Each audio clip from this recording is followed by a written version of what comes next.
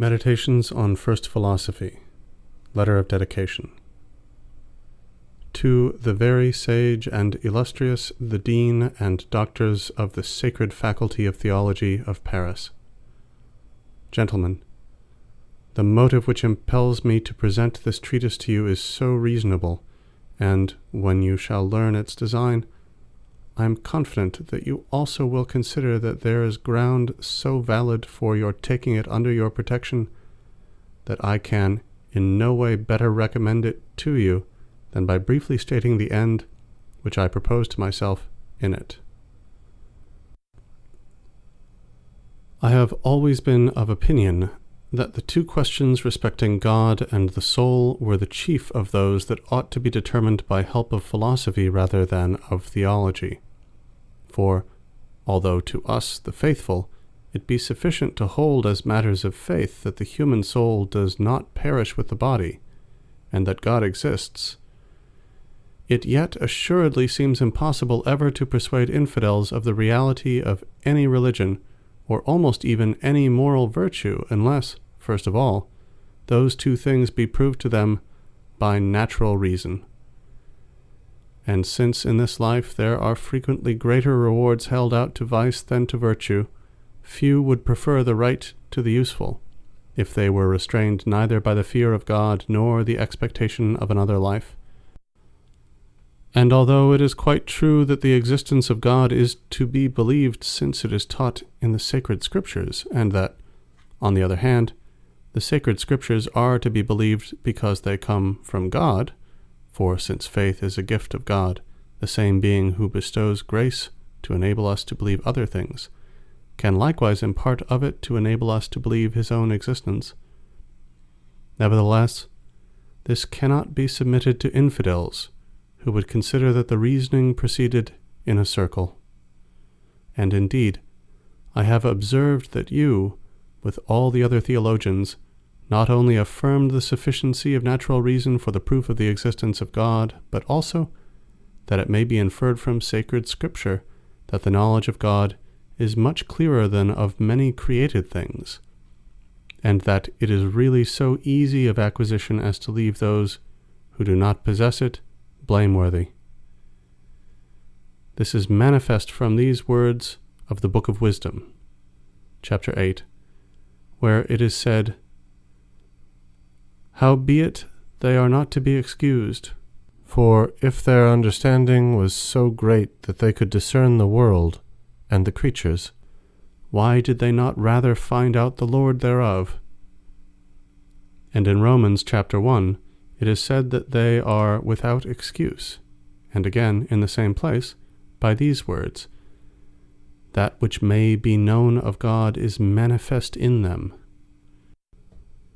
We seem to be admonished that all which can be known of God may be made manifest, by reasons obtained from no other source than the inspection of our own minds. I have, therefore, thought that it would not be unbecoming in me to inquire how and by what way, without going out of ourselves, God may be more easily and certainly known than the things of the world. And as regards the soul, although many have judged that its nature could not be easily discovered, and some have even ventured to say that human reason led to the conclusion that it perished with the body, and that the contrary opinion could be held through faith alone,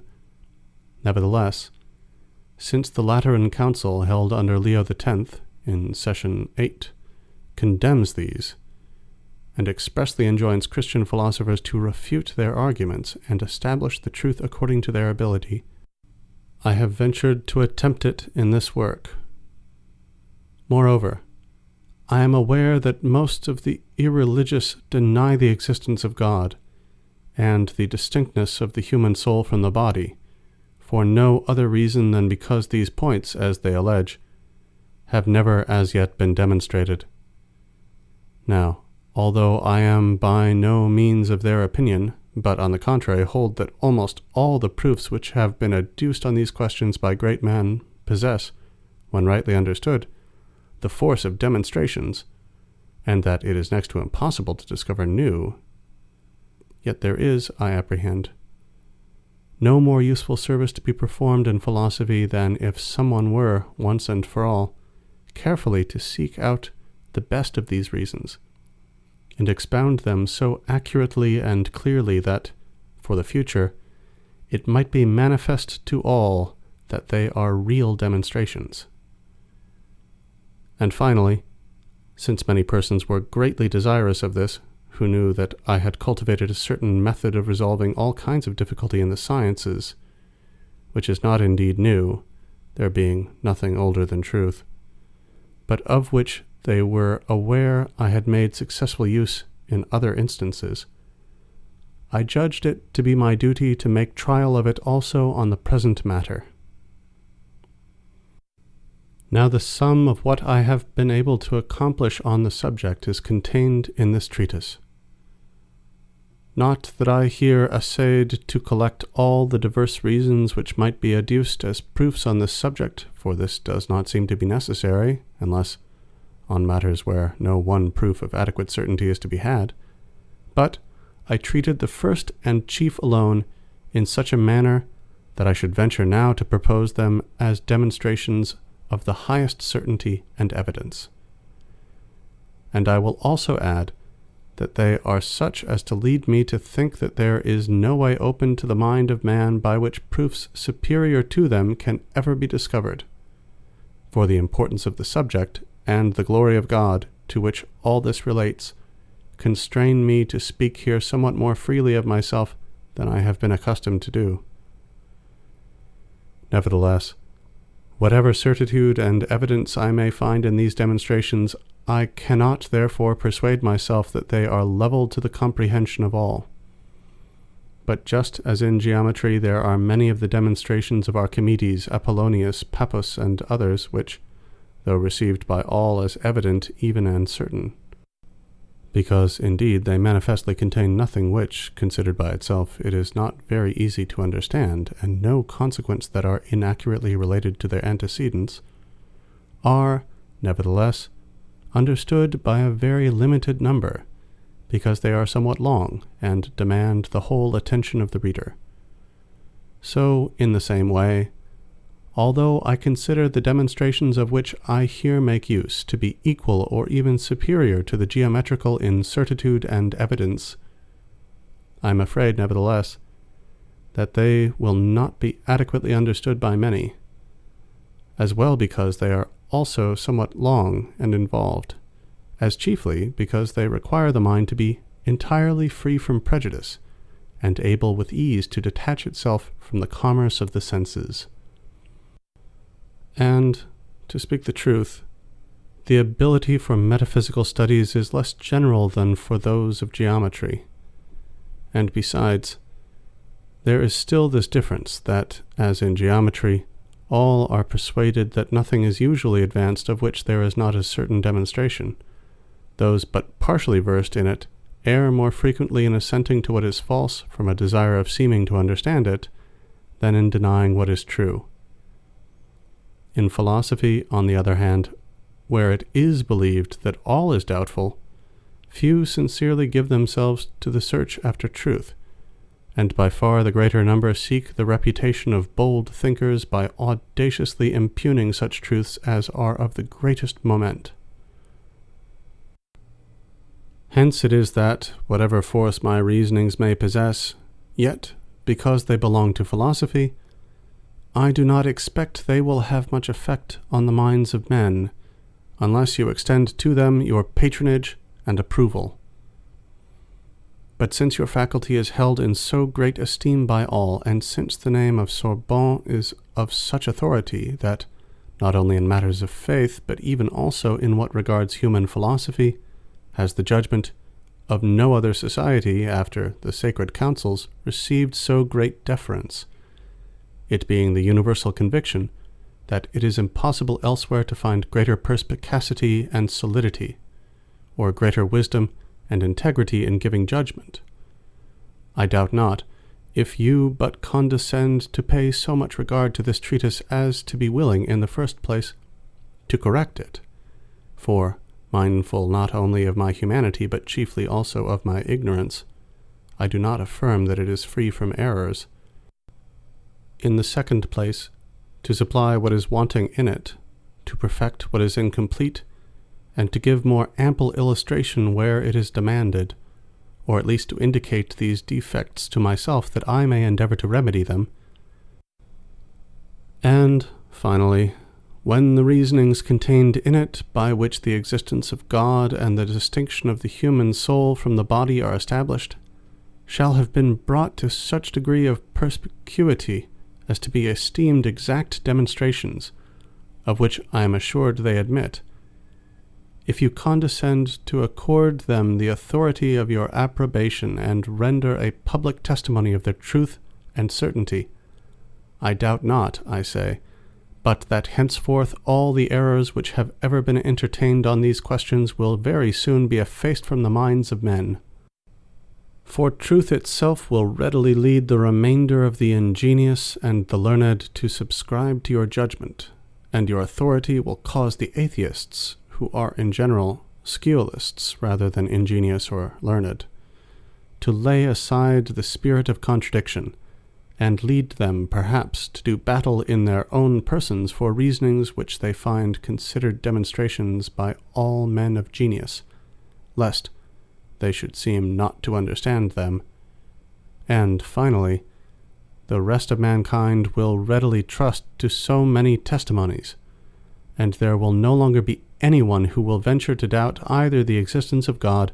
or the real distinction of mind and body. It is for you, in your singular wisdom, to judge of the importance of the establishment of such beliefs, who are cognizant of the disorders which doubt of these truths produces. But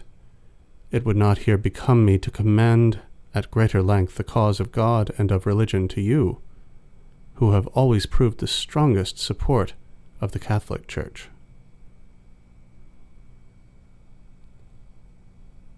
End letter of dedication.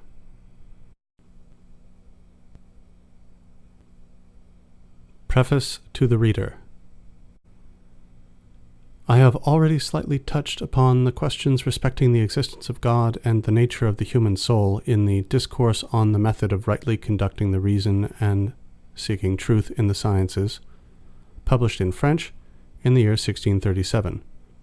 Not, however, with the design of their treating of them fully, but only, as it were, in passing, that I might learn from the judgment of my readers in what way I should afterward handle them. For these questions appeared to me to be of such moment as to be worthy of being considered more than once, and the path which I follow in discussing them is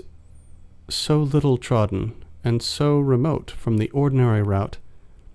that I thought it would not be expedient to illustrate it at greater length in French, and in a discourse that might be read by all, lest even the more feeble minds should believe that this path might be entered upon by them. But, as in the Discourse on Method I had requested all who might find aught meriting censure in my writings to do me the favour of pointing it out to me, I may state that no objections worthy of remark have been alleged against what I then said on these questions, except two, to which I will here briefly reply before undertaking their more detailed discussion. The first objection is that, though while the human mind reflects on itself, it does not perceive that it is any other than a thinking thing, it does not follow that its nature or essence consists only in its being a thing which thinks, so that the word only shall exclude all other things, which might also perhaps be said to pertain to the nature of the mind. To this objection I reply, that it was not my intention in that place to exclude these according to the order of truth in the matter, of which I did not then treat, but only according to the order of thought, perception. So that my meaning was that I clearly apprehended nothing so far as I was conscious as belonging to my essence, except that I was a thinking thing, or a thing possessing in itself the faculty of thinking. But I will show hereafter how, from the consciousness that nothing besides thinking belongs to the essence of the mind, it follows that nothing else does in truth belong to it. The second objection is that it does not follow from my possessing the idea of a thing more perfect than I am, that the idea itself is more perfect than myself, and much less that what is represented by the idea exists. But I reply that in the term idea there is here something equivocal, for it may be taken either materially for an act of the understanding, and in this sense it cannot be said to be more perfect than I, or objectively for the thing represented by that act which,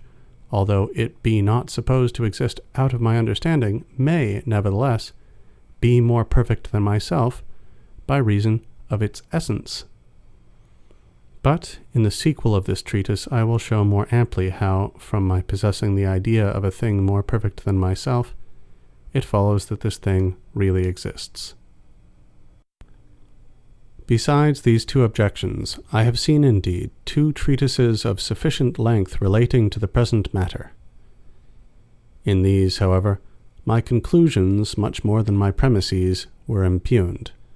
and that by arguments borrowed from the commonplaces of the atheists. But, as arguments of this sort can make no impression on the minds of those who shall rightly understand my reasonings, and as the judgments of many are so irrational and weak that they are persuaded rather by the opinions on a subject that are first presented to them, however false and opposed to reason they may be, than by a true and solid, but subsequently received, refutation of them, I am unwilling here to reply to these strictures from a dread of being, in the first instance, obliged to state them. I will only say, in general,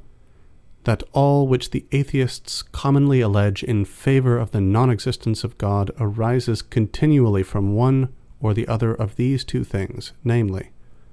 either the ascription of human affections to deity, or the undue attribution to our minds of so much vigor and wisdom that we may essay to determine and comprehend both what God can and ought to do. Hence, all that is alleged by them will occasion us no difficulty, provided only we keep in remembrance that our minds must be considered finite, while deity is incomprehensible and infinite. Now that I have once, in some measure, made proof of the opinions of men regarding my work, I again undertake to treat of God and the human soul,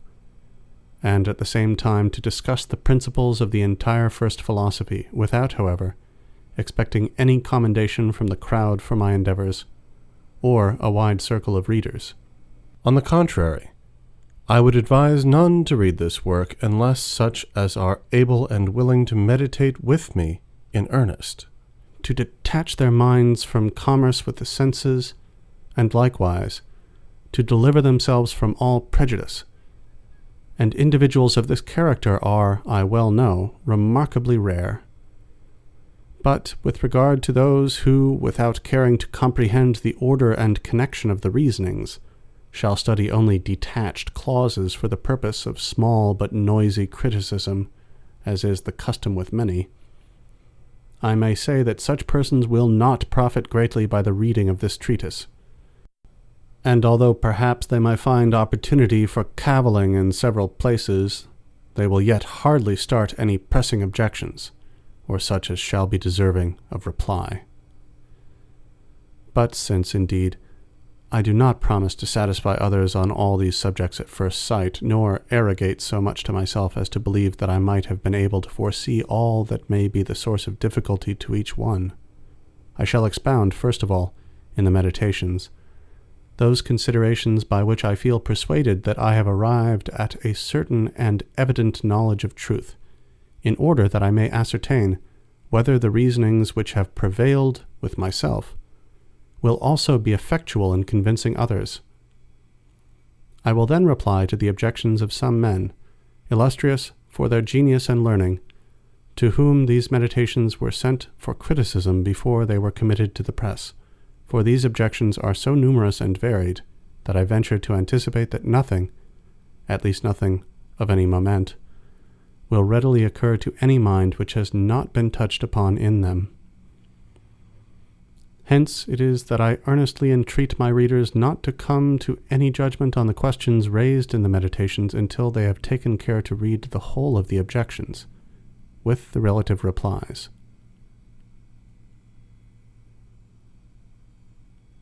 End preface to the reader. Synopsis of the 6 following meditations. In the first meditation, I expound the grounds on which we may doubt in general of all things, and especially of material objects, so long at least as we have no other foundations for the sciences than those we have hitherto possessed. Now, although the utility of a doubt so general may not be manifest at first sight, it is nevertheless of the greatest,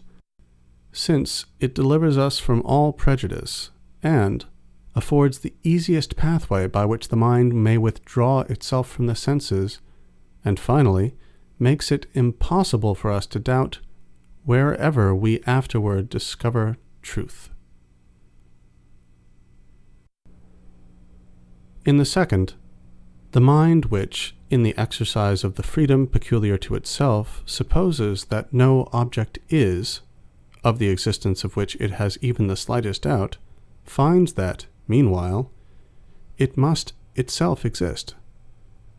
And this point is likewise of the highest moment, for the mind is thus enabled easily to distinguish what pertains to itself, that is, to the intellectual nature, from what is to be referred to the body. But since some, perhaps, will expect at this stage of our progress a statement of the reasons which establish the doctrine of the immortality of the soul, I think it proper here to make such aware that it was my aim to write nothing of which I could not give exact demonstration, and that I therefore felt myself obliged to adopt an order similar to that in use among the geometers, namely, to premise all upon which the proposition in question depends before coming to any conclusion respecting it. Now, the first and chief prerequisite for the knowledge of the immortality of the soul is our being able to form the clearest possible conception of the soul itself, and such as shall be absolutely distinct from all our notions of body. And how this is to be accomplished is there shown. There is required, besides this, the assurance that all objects which we clearly and distinctly think are true, really exist, in that very mode in which we think them. And this could not be established previously to the fourth meditation. Further, it is necessary, for the same purpose, that we possess a distinct conception of corporeal nature, which is given partly in the second and partly in the fifth and sixth meditations. And finally, on these grounds, we are necessitated to conclude that all those objects which are clearly and distinctly conceived to be diverse substances, as mind and body, are substances really reciprocally distinct. And this inference is made in the sixth meditation. The absolute distinction of mind and body is, besides, confirmed in this second meditation, by showing that we cannot conceive body unless as divisible, while, on the other hand, mind cannot be conceived unless as indivisible. For we are not able to conceive the half of a mind, as we can of any body, however small, so that the natures of these two substances are to be held not only as diverse, but even in some measure as contraries. I have not, however, pursued this discussion further in the present treatise, as well for the reason that these considerations are sufficient to show that the destruction of the mind does not follow from the corruption of the body, and thus to afford to men the hope of a future life, as also because the premises from which it is competent for us to infer the immortality of the soul involve an explication of the whole principles of physics, in order to establish, in the first place, that generally all substances, that is, all things which can exist only in consequence of having been created by God, are in their own nature incorruptible, and can never cease to be, unless God himself, by refusing his concurrence to them, reduce them to nothing, and, in the second place, that body, taken generally, is a substance, and therefore can never perish, but that the human body, in as far as it differs from other bodies, is constituted only by a certain configuration of members, and by other accidents of this sort, while the human mind is not made up of accidents, but is a pure substance. For although all the accidents of the mind be changed, although, for example, it think certain things, will others, and perceive others, the mind itself does not vary with these changes, while, on the contrary, the human body is no longer the same if a change take place in the form of any of its parts, from which it follows that the body may indeed without difficulty perish, but that the mind is in its own nature immortal.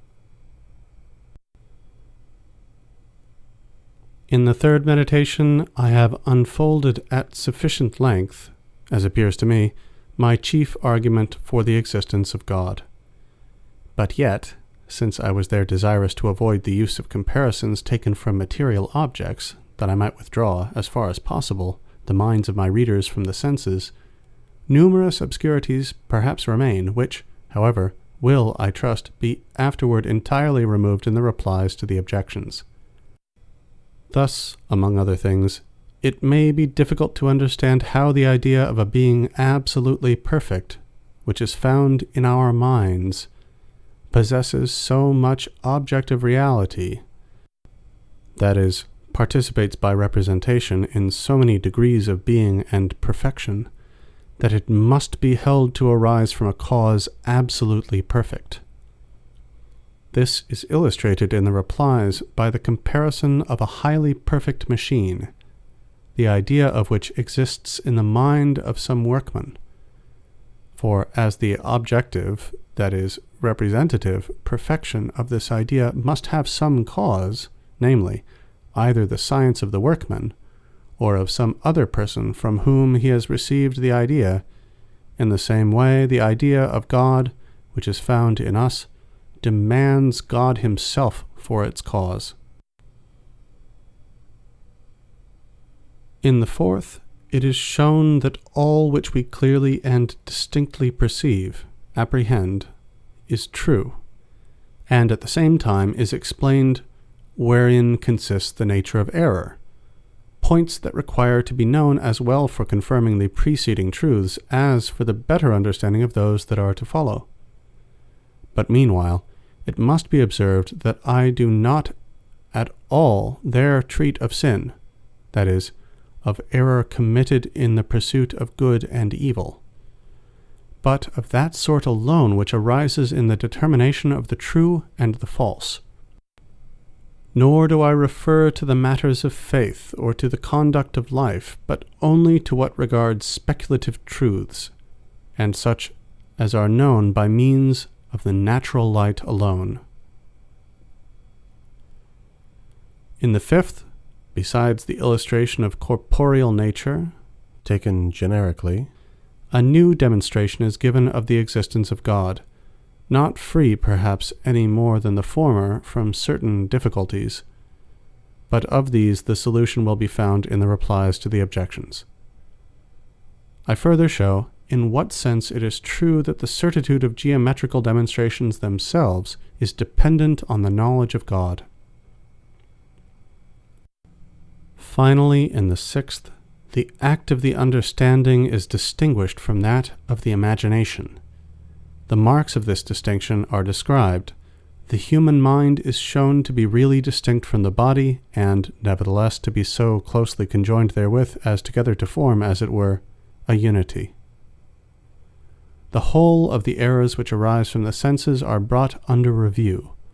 while the means of avoiding them are pointed out, and, finally, all the grounds are adduced from which the existence of material objects may be inferred, not, however, because I deemed them of great utility in establishing what they prove, namely, that there is in reality a world, that men are possessed of bodies and the like, the truth of which no one of sound mind ever seriously doubted, but because, from a close consideration of them, it is perceived that they are neither so strong nor clear as the reasonings which conduct us to the knowledge of our mind and of God, so that the latter are, of all which come under human knowledge, the most certain and manifest, a conclusion which it was my single aim in these meditations to establish, on which account I here omit mention of the various other questions which, in the course of the discussion, I had occasion likewise to consider. End synopsis of the 6 following meditations. First meditation, of the things of which we may doubt. Several years have now elapsed since I first became aware that I had accepted, even from my youth, many false opinions for true, and that consequently what I afterward based on such principles was highly doubtful. And from that time, I was convinced of the necessity of undertaking once in my life to rid myself of all the opinions I had adopted, and of commencing anew the work of building from the foundation, if I desired to establish a firm and abiding superstructure in the sciences. But as this enterprise appeared to me to be one of great magnitude, I waited until I had attained an age so mature as to leave me no hope that at any stage of life more advanced I should be better able to execute my design. On this account, I have delayed so long that I should henceforth consider I was doing wrong were I still to consume in deliberation any of the time that now remains for action. Today, then, since I have opportunely freed my mind from all cares, and am happily disturbed by no passions, and since I am in the secure possession of leisure in a peaceable retirement, I will at length apply myself earnestly and freely to the general overthrow of all my former opinions. But to this end, it will not be necessary for me to show that the whole of these are false, a point perhaps which I shall never reach. But as even now my reason convinces me that I ought not the less carefully to withhold belief from what is not entirely certain and indubitable than from what is manifestly false, it will be sufficient to justify the rejection of the whole, if I shall find in each some ground for doubt. Nor for this purpose will it be necessary even to deal with each belief individually, which would be truly an endless labor, but, as the removal from below of the foundation necessarily involves the downfall of the whole edifice, I will at once approach the criticism of the principles on which all my former beliefs rested. All that I have up to this moment accepted as possessed of the highest truth and certainty, I received either from or through the senses. I observed, however, that these sometimes misled us, and it is the part of prudence not to place absolute confidence in that by which we have even once been deceived. But it may be said, perhaps, that although the senses occasionally mislead us respecting minute objects, and such as are so far removed from us as to be beyond the reach of close observation, there are yet many other of their informations, or presentations, of the truth, which it is manifestly impossible to doubt. As, for example, that I am in this place, seated by the fire, clothed in a winter dressing gown, that I hold in my hands this piece of paper, with other intimations of the same nature. But how could I deny that I possess these hands and this body, and, withal, escape being classed with persons in a state of insanity, whose brains are so disordered and clouded by dark bilious vapors as to cause them, pertinaciously, to assert that they are monarchs when they are in the greatest poverty, or clothed in gold and purple when destitute of any covering, or that their head is made of clay, their body of glass, or that they are gourds. I should certainly be not less insane than they, were I to regulate my procedure according to examples so extravagant. Though this be true, I must nevertheless here consider that I am a man, and that consequently I am in the habit of sleeping, and representing to myself in dreams those same things, or even sometimes others less probable, which the insane think are presented to them in their waking moments. How often have I dreamt that I was in these familiar circumstances, that I was dressed and occupied this place by the fire, when I was lying undressed in bed. At the present moment, however, I certainly look upon this paper with eyes wide awake. The head which I now move is not asleep. I extend this hand consciously and with express purpose, and I perceive it. The occurrences in sleep are not so distinct as all this. But I cannot forget that at other times I have been deceived in sleep by similar illusions, and, attentively considering those cases, I perceive so clearly that there exist no certain marks by which the state of waking can ever be distinguished from sleep, that I feel greatly astonished. And in amazement I almost persuade myself that I am now dreaming. Let us suppose, then, that we are dreaming, and that all these particulars, namely the opening of the eyes, the motion of the head, the forth putting of the hands, are merely illusions, and even that we really possess neither an entire body nor hands such as we see. Nevertheless, it must be admitted at least that the objects which appear to us in sleep are, as it were, painted representations which could not have been formed unless in the likeness of realities, and, therefore, that those general objects, at all events, namely eyes, a head, hands, and an entire body, are not simply imaginary, but really existent. For in truth, painters themselves, even when they study to represent sirens and satyrs by forms the most fantastic and extraordinary, cannot bestow upon them natures absolutely new, but can only make a certain medley of the members of different animals, or if they chance to imagine something so novel that nothing at all similar has ever been seen before, and such as is, therefore, purely fictitious and absolutely false, it is at least certain that the colors of which this is composed are real. And on the same principle, although these general objects, namely a body, eyes, a head, hands, and the like, be imaginary, we are nevertheless absolutely necessitated to admit the reality at least of some other objects still more simple and universal than these, of which, just as of certain real colors,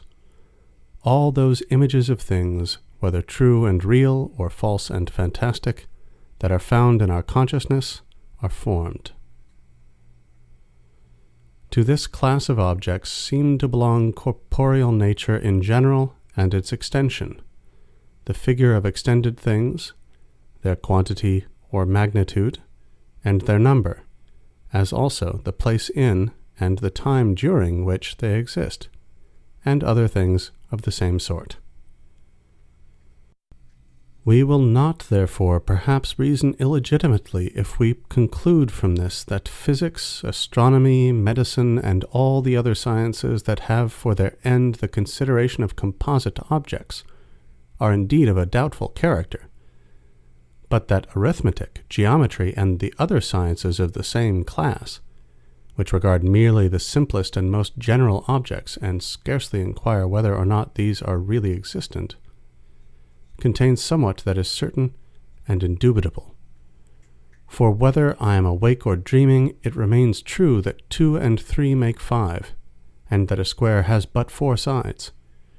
Nor does it seem possible that truths so apparent can ever fall under a suspicion of falsity or incertitude. Nevertheless, the belief that there is a God who is all-powerful and who created me, such as I am, has for a long time obtained steady possession of my mind.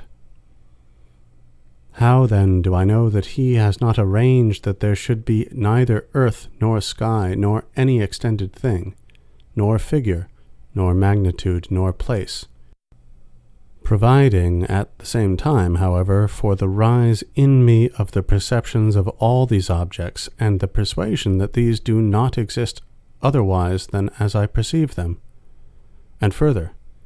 as I sometimes think that others are in error respecting matters of which they believe themselves to possess a perfect knowledge, how do I know that I am not also deceived each time I add together 2 and 3, or number the sides of a square, or form some judgment still more simple, if more simple indeed can be imagined? But perhaps deity has not been willing that I should be thus deceived, for he is said to be supremely good. If, however, it were repugnant to the goodness of deity to have created me subject to constant deception, it would seem likewise to be contrary to his goodness to allow me to be occasionally deceived, and yet it is clear that this is permitted. Some indeed might perhaps be found who would be disposed rather to deny the existence of a being so powerful than to believe that there is nothing certain. But let us for the present refrain from opposing this opinion, and grant that all which is here said of a deity is fabulous. Nevertheless, in whatever way it be supposed that I reach the state in which I exist, whether by fate or chance, or by an endless series of antecedents and consequents, or by any other means, it is clear, since to be deceived and to err is a certain defect,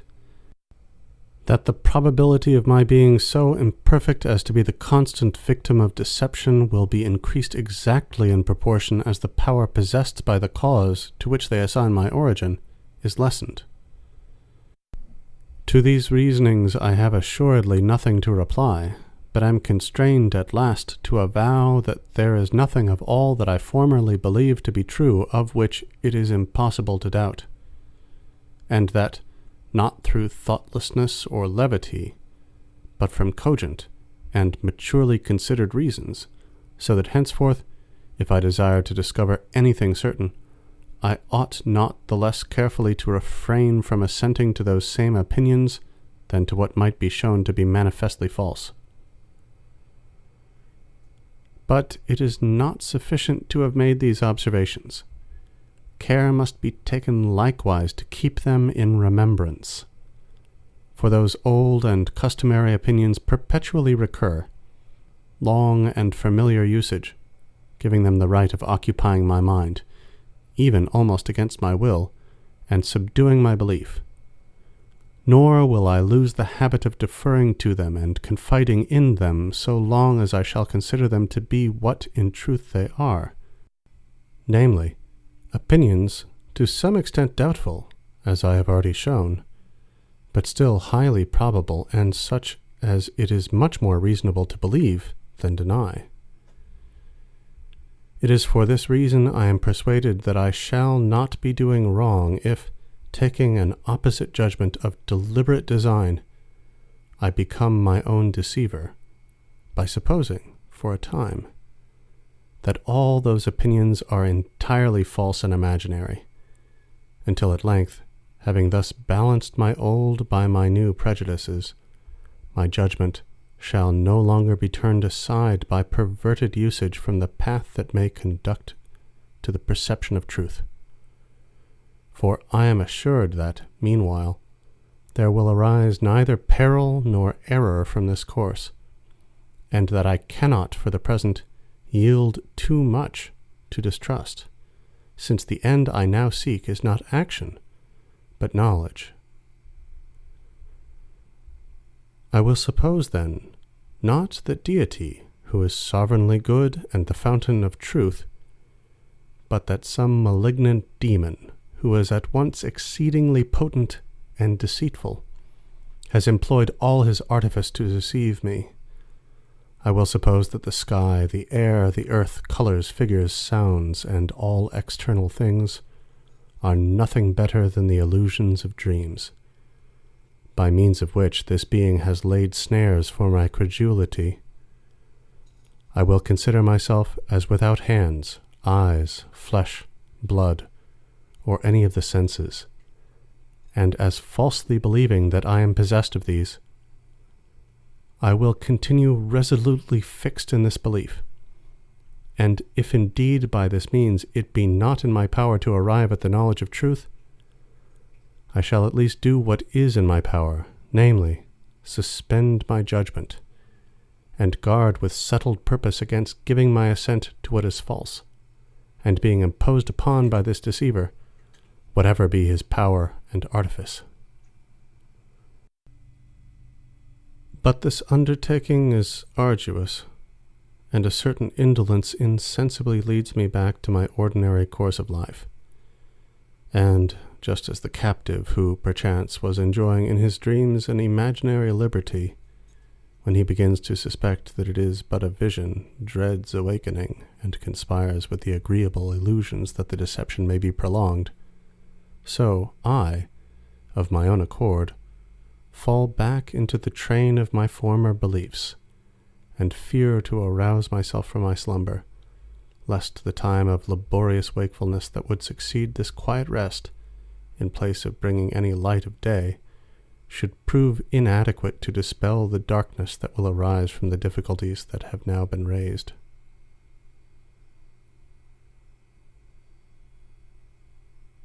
End first meditation. Second meditation. Of the nature of the human mind, and that it is more easily known than the body. The meditation of yesterday has filled my mind with so many doubts that it is no longer in my power to forget them, nor do I see meanwhile any principle on which they can be resolved. And, just as if I had fallen all of a sudden into very deep water, I am so greatly disconcerted as to be unable either to plant my feet firmly on the bottom or sustain myself by swimming on the surface. I will nevertheless make an effort, and try anew the same path on which I had entered yesterday,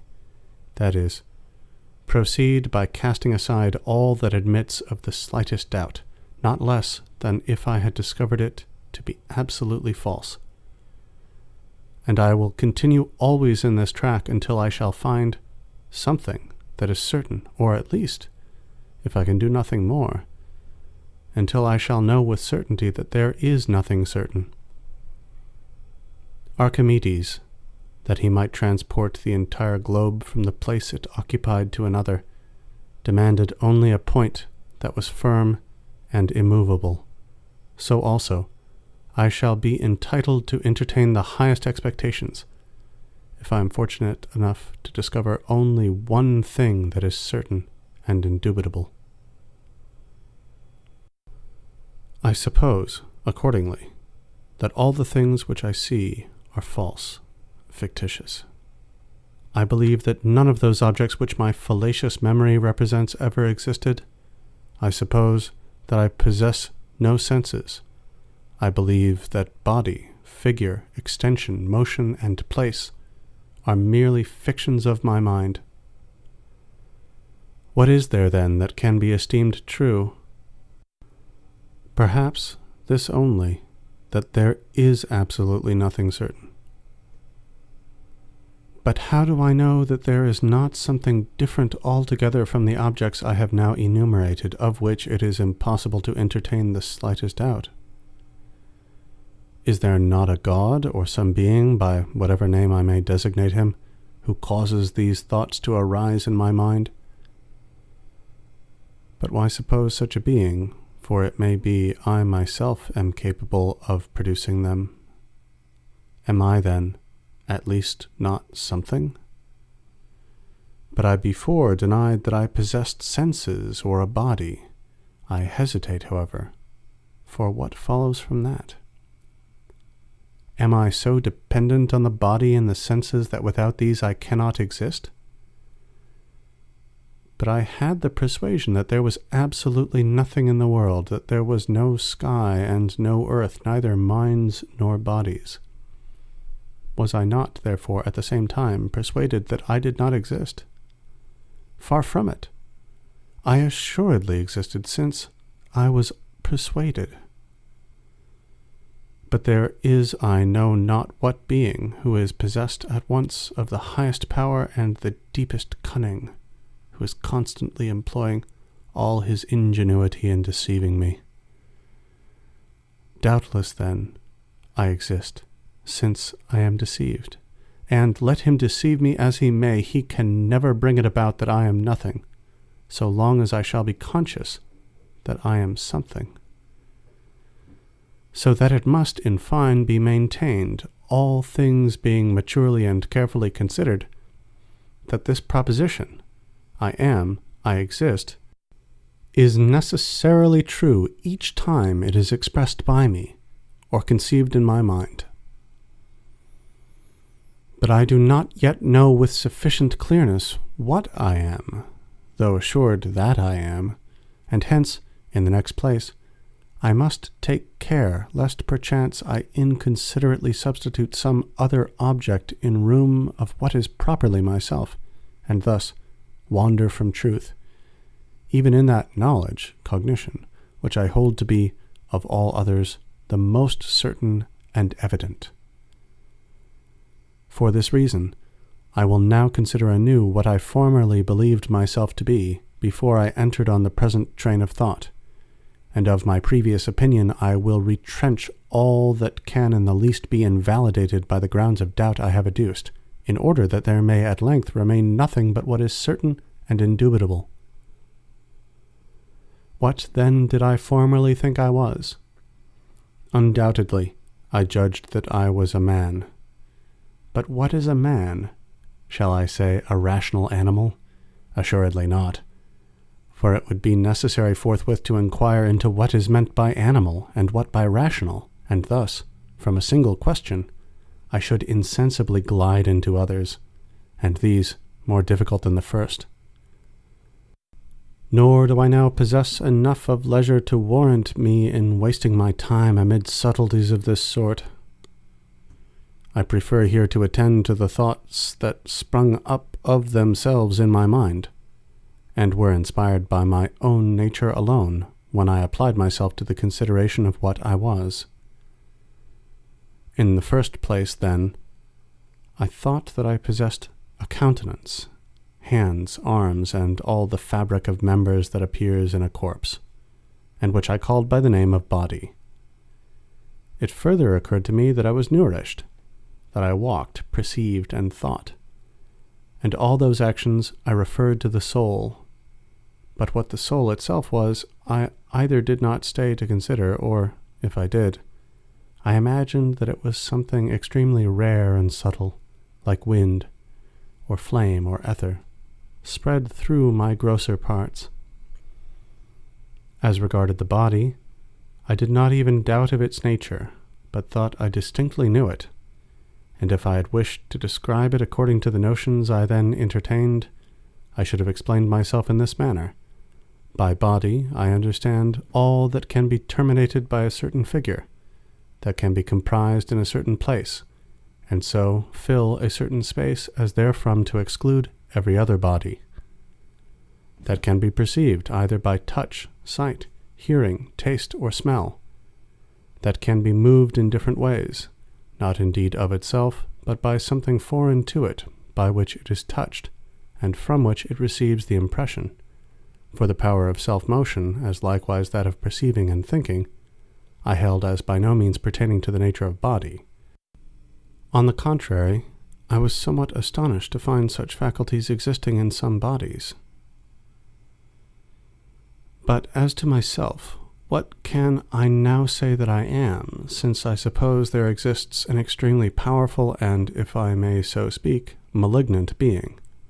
whose whole endeavors are directed towards deceiving me? Can I affirm that I possess any one of all those attributes of which I have lately spoken as belonging to the nature of body? After attentively considering them in my own mind, I find none of them that can properly be said to belong to myself. To recount them were idle and tedious. Let us pass then to the attributes of the soul. The first mentioned were the powers of nutrition and walking. But if it be true that I have no body, it is true likewise that I am capable neither of walking nor of being nourished. Perception is another attribute of the soul, but perception too is impossible without the body. Besides, I have frequently during sleep believed that I perceived objects which I afterward observed I did not in reality perceive.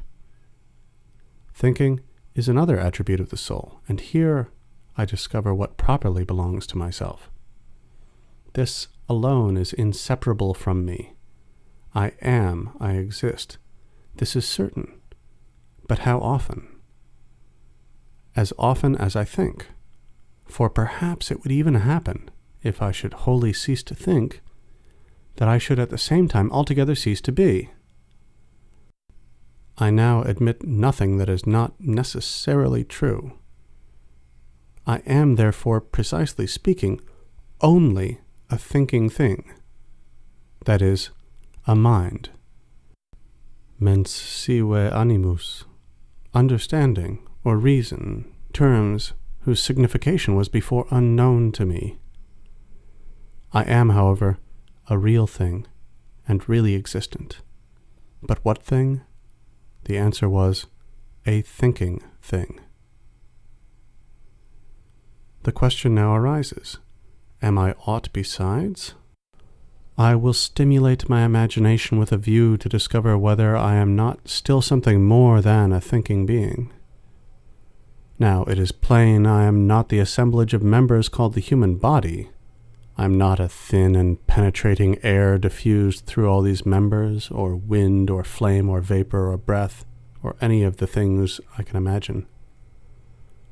For I supposed that all these were not, and without changing the supposition, I find that I still feel assured of my existence.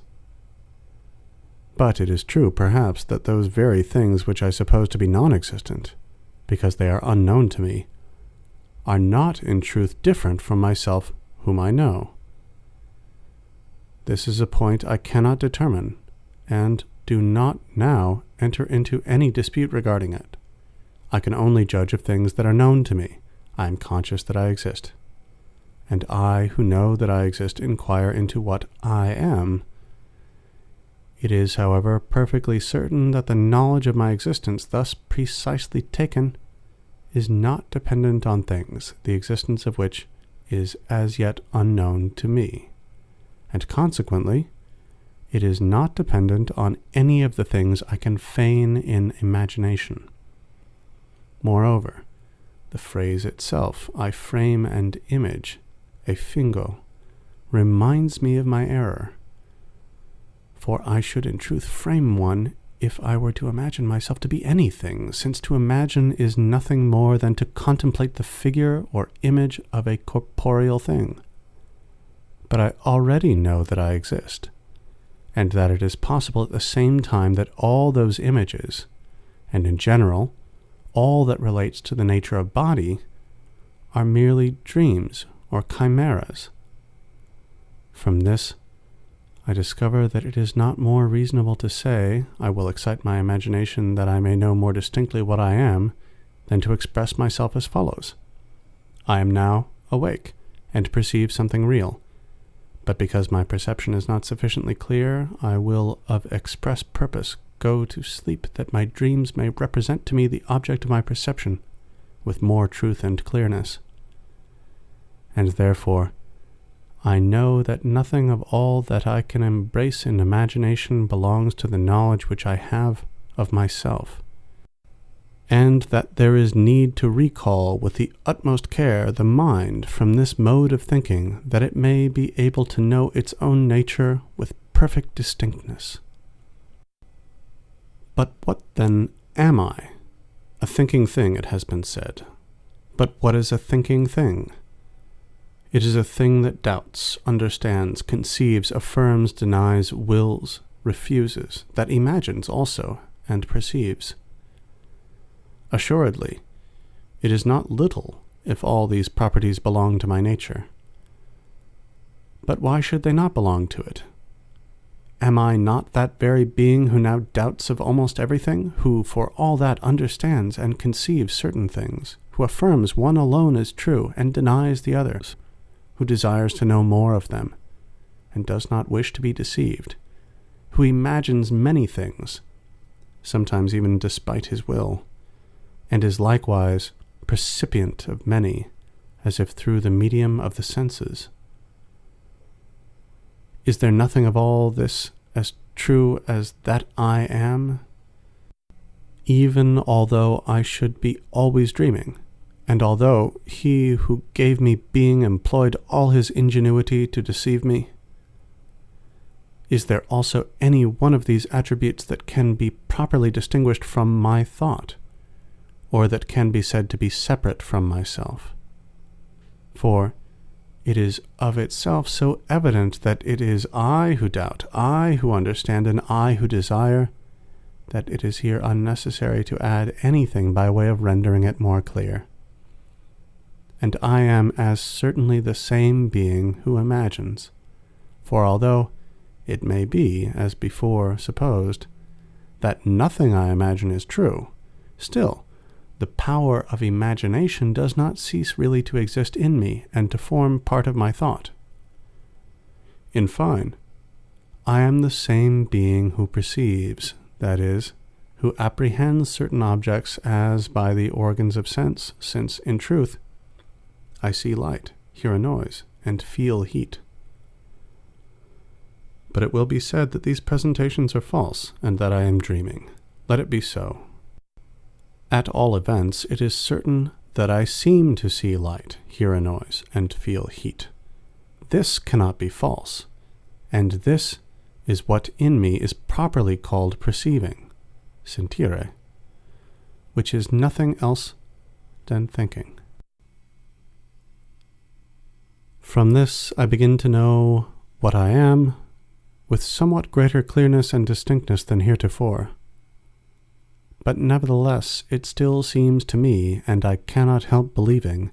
that corporeal things whose images are formed by thought, which fall under the senses, and are examined by the same, are known with much greater distinctness than that I know not what part of myself which is not imaginable. Although, in truth, it may seem strange to say that I know and comprehend with greater distinctness things whose existence appears to me doubtful, that are unknown, and do not belong to me, than others of whose reality I am persuaded, that are known to me, and appertain to my proper nature, in a word, than myself. But I see clearly what is the state of the case. My mind is apt to wander, and will not yet submit to be restrained within the limits of truth. Let us therefore leave the mind to itself once more, and, according to it every kind of liberty, permit it to consider the objects that appear to it from without, in order that, having afterward withdrawn it from these gently and opportunely, and fixed it on the consideration of its being and the properties it finds in itself, it may then be the more easily controlled. Let us now accordingly consider the objects that are commonly thought to be the most easily, and likewise the most distinctly known, namely, the bodies we touch and see, not indeed bodies in general, for these general notions are usually somewhat more confused, but one body in particular. Take, for example, this piece of wax. It is quite fresh, having been but recently taken from the beehive. It has not yet lost the sweetness of the honey it contained. It still retains somewhat of the odor of the flowers from which it was gathered. Its color, figure, size are apparent to the sight. It is hard, cold, easily handled, and sounds when struck upon with the finger. In fine, all that contributes to make a body as distinctly known as possible is found in the one before us. But while I am speaking, let it be placed near the fire. What remained of the taste exhales, the smell evaporates, the color changes, its figure is destroyed, its size increases, it becomes liquid, it grows hot. It can hardly be handled, and, although struck upon, it emits no sound. Does the same wax still remain after this change? It must be admitted that it does remain. No one doubts it or judges otherwise. What, then, was it I knew with so much distinctness in the piece of wax? Assuredly, it could be nothing of all that I observed by means of the senses, since all the things that fell under taste, smell, sight, touch, and hearing are changed, and yet the same wax remains. It was perhaps what I now think, namely, that this wax was neither the sweetness of honey, the pleasant odor of flowers, the whiteness, the figure, nor the sound, but only a body that a little before appeared to me conspicuous under these forms, and which is now perceived under others. But, to speak precisely, what is it that I imagine when I think of it in this way? Let it be attentively considered, and retrenching all that does not belong to the wax, let us see what remains. There certainly remains nothing, except something extended, flexible, and movable. But what is meant by flexible and movable? Is it not that I imagine that the piece of wax, being round, is capable of becoming square, or of passing from a square into a triangular figure? Assuredly, such is not the case, because I conceive that it admits of an infinity of similar changes, and I am, moreover, unable to compass this infinity by imagination, and consequently this conception which I have of the wax is not the product of the faculty of imagination.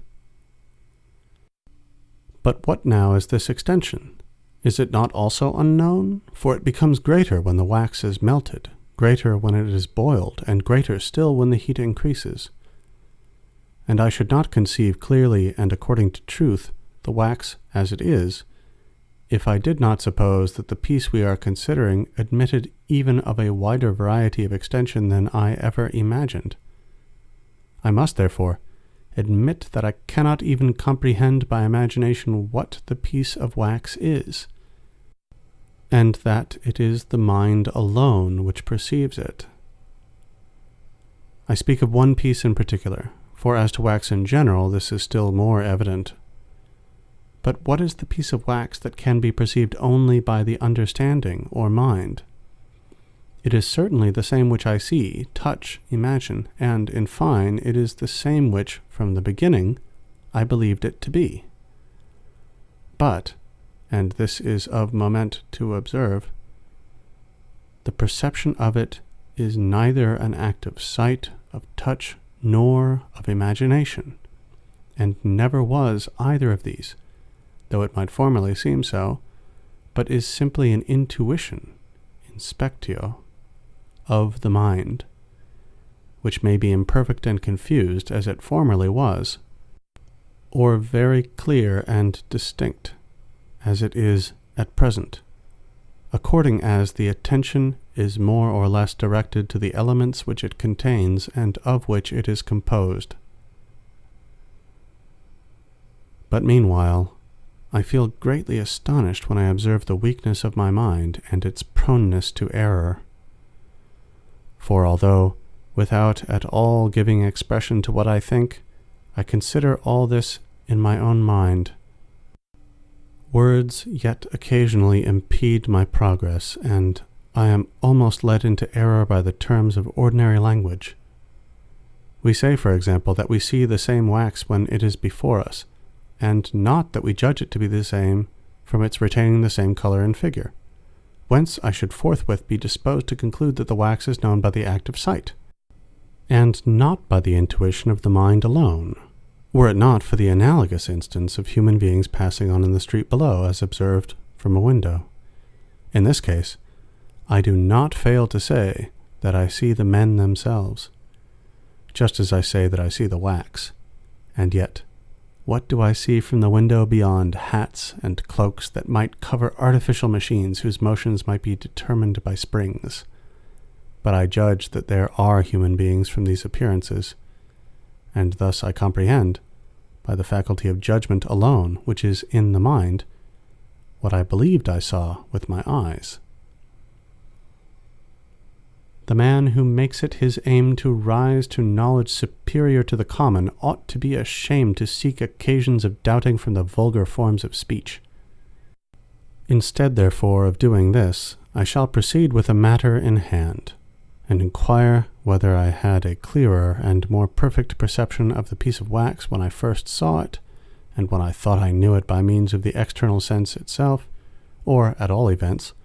by the common sense, as it is called, that is, by the imaginative faculty, or whether I rather apprehend it more clearly at present,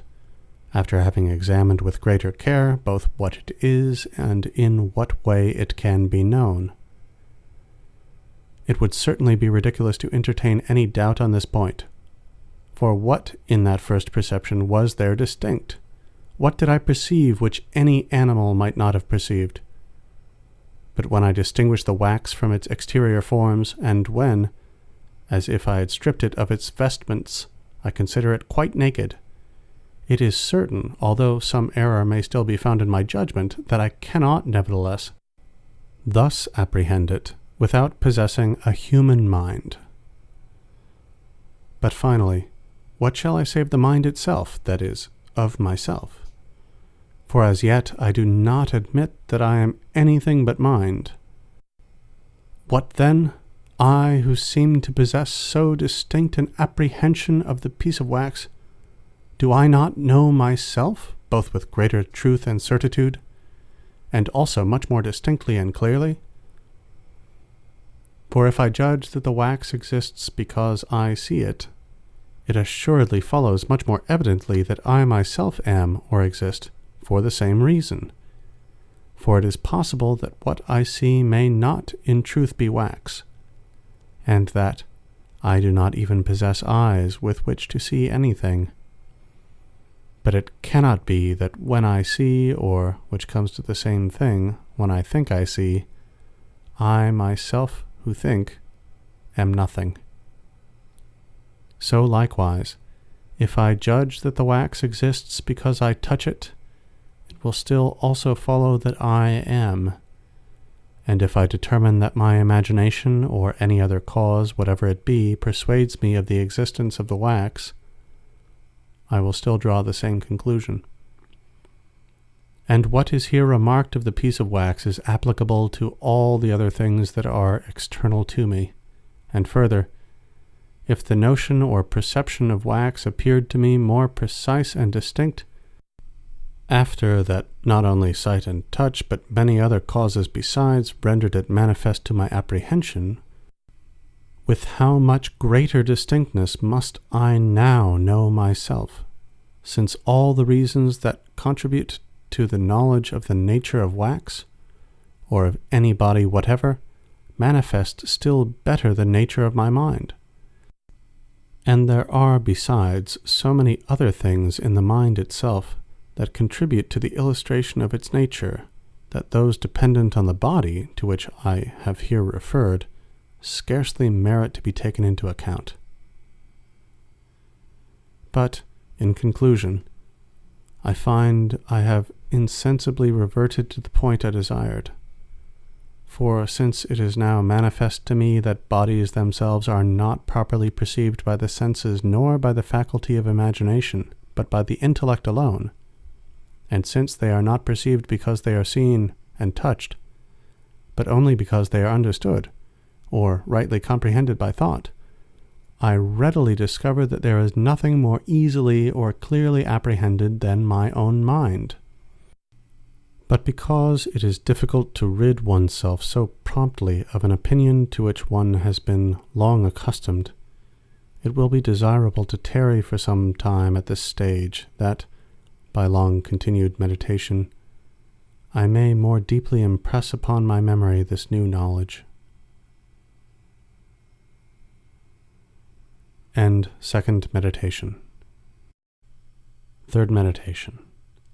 Of God, that He exists. I will now close my eyes, I will stop my ears, I will turn away my senses from their objects. I will even efface from my consciousness all the images of corporeal things, or at least, because this can hardly be accomplished, I will consider them as empty and false, and thus, holding converse only with myself and closely examining my nature, I will endeavor to obtain by degrees a more intimate and familiar knowledge of myself. I am a thinking, conscious thing, that is, a being who doubts, affirms, denies, knows of few objects, and is ignorant of many, who loves, hates, wills, refuses, who imagines likewise and perceives. For as I before remarked, although the things which I perceive or imagine are perhaps nothing at all apart from me and in themselves, I am nevertheless assured that those modes of consciousness which I call perceptions and imaginations, in as far only as they are modes of consciousness, exist in me. And in the little I have said, I think I have summed up all that I really know, or at least all that up to this time I was aware I knew. Now, as I am endeavoring to extend my knowledge more widely, I will use circumspection and consider with care whether I can still discover in myself anything further, which I have not yet hitherto observed. I am certain that I am a thinking thing, but do I not therefore likewise know what is required to render me certain of a truth? In this first knowledge, doubtless, there is nothing that gives me assurance of its truth except the clear and distinct perception of what I affirm, which would not indeed be sufficient to give me the assurance that what I say is true, if it could ever happen that anything I thus clearly and distinctly perceived should prove false. And accordingly, it seems to me that I may now take as a general rule that all that is very clearly and distinctly apprehended or conceived is true. Nevertheless, I before received and admitted many things as wholly certain and manifest, which yet I afterward found to be doubtful. What then were those? They were the earth, the sky, the stars, and all the other objects which I was in the habit of perceiving by the senses. But what was it that I clearly and distinctly perceived in them? Nothing more than that the ideas and the thoughts of those objects were presented to my mind. And even now I do not deny that these ideas are found in my mind. But there was yet another thing which I affirmed, and which, from having been accustomed to believe it, I thought I clearly perceived, although in truth I did not perceive it at all. I mean the existence of objects external to me, from which those ideas proceeded, and to which they had a perfect resemblance. And it was here I was mistaken, or, if I judged correctly, this assuredly was not to be traced to any knowledge I possessed. But when I considered any matter in arithmetic and geometry that was very simple and easy, as for example that 2 and 3 added together make 5, and things of this sort, did I not view them with at least sufficient clearness to warrant me in affirming their truth? Indeed, if I afterward judged that we ought to doubt of these things, it was for no other reason than because it occurred to me that a God might perhaps have given me such a nature as that I should be deceived even respecting the matters that appeared to me the most evidently true. But as often as this preconceived opinion of the sovereign power of a God presents itself to my mind, I am constrained to admit that it is easy for him, if he wishes it, to cause me to err, even in matters where I think I possess the highest evidence, and, on the other hand,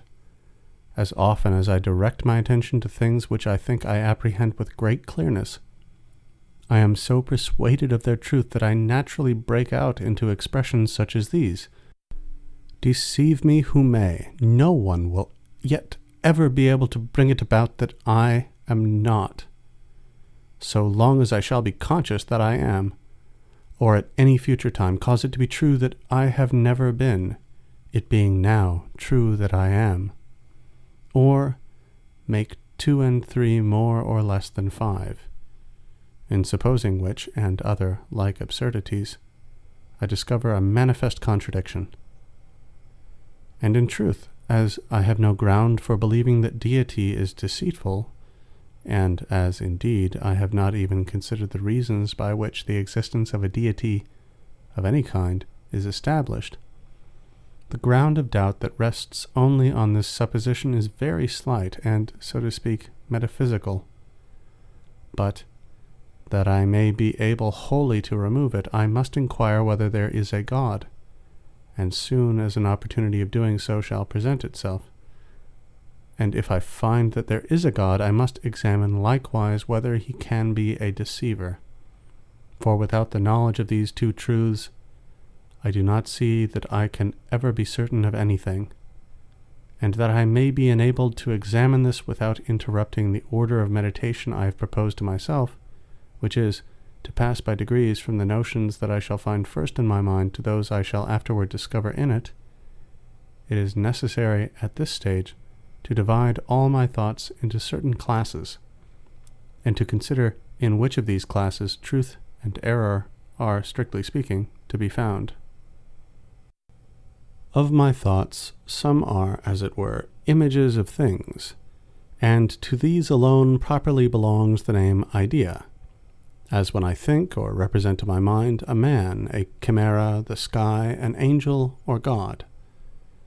Others again have certain other forms, as when I will, fear, affirm, or deny.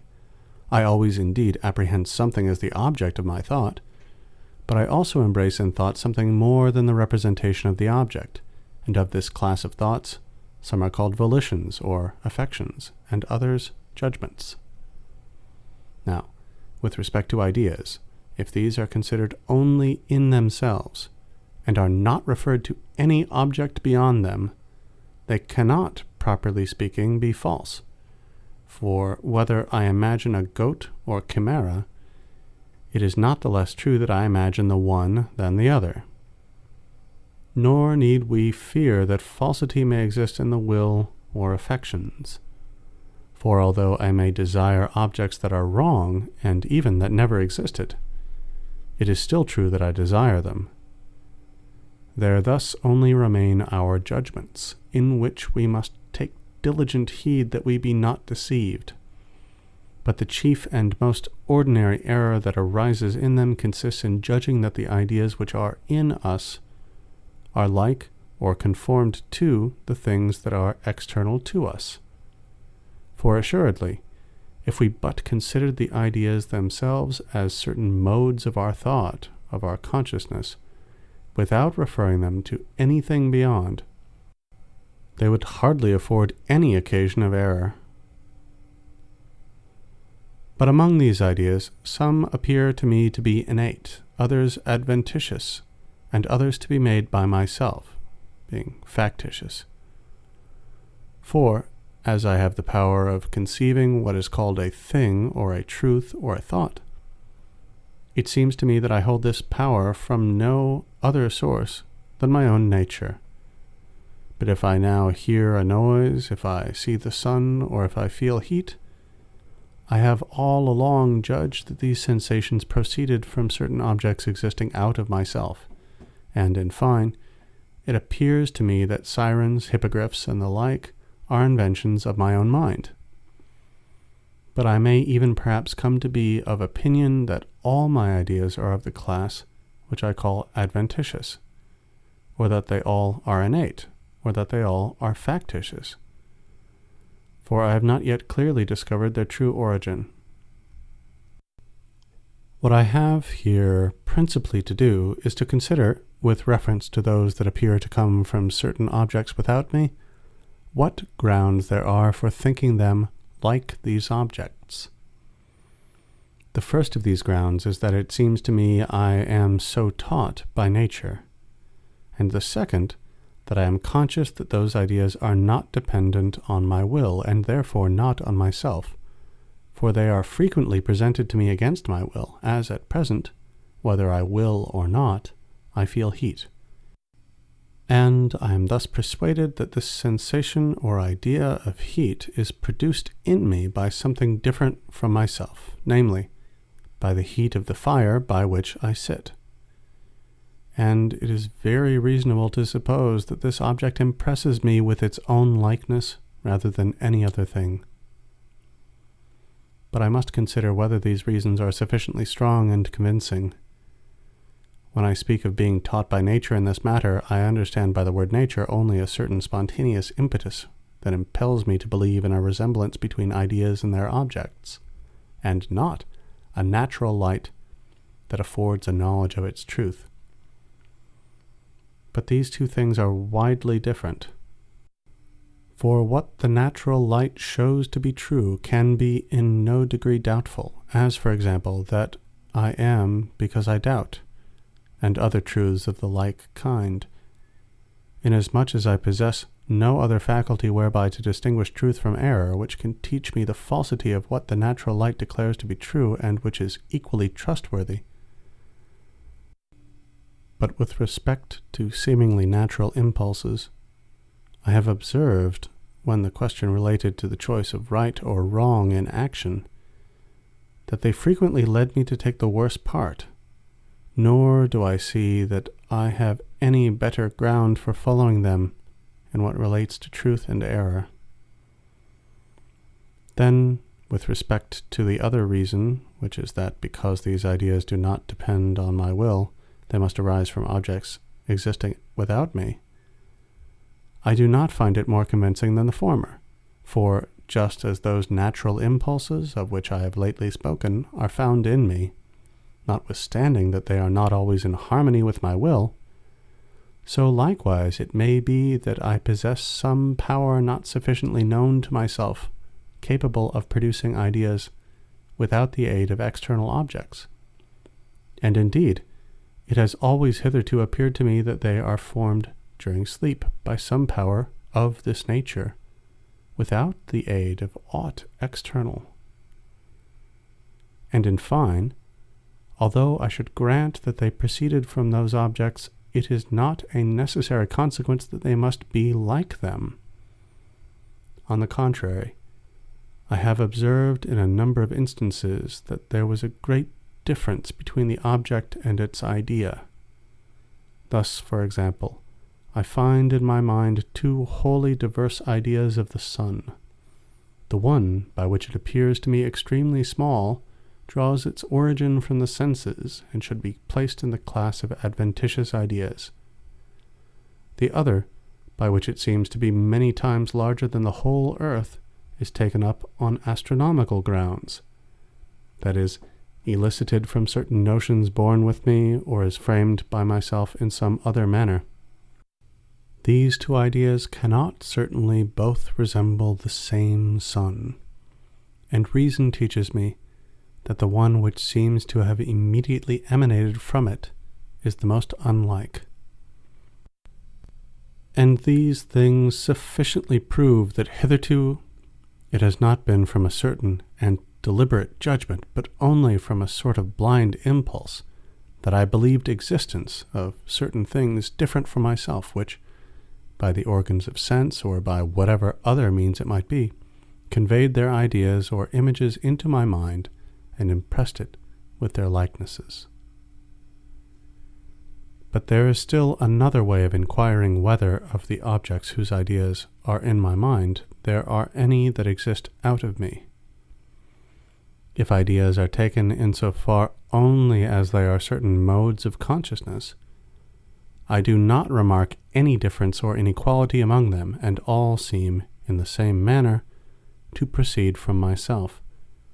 But, considering them as images, of which one represents one thing and another a different, it is evident that a great diversity obtains among them. For without doubt those that represent substances are something more, and contain in themselves, so to speak, more objective reality, that is, participate by representation in higher degrees of being or perfection, than those that represent only modes or accidents.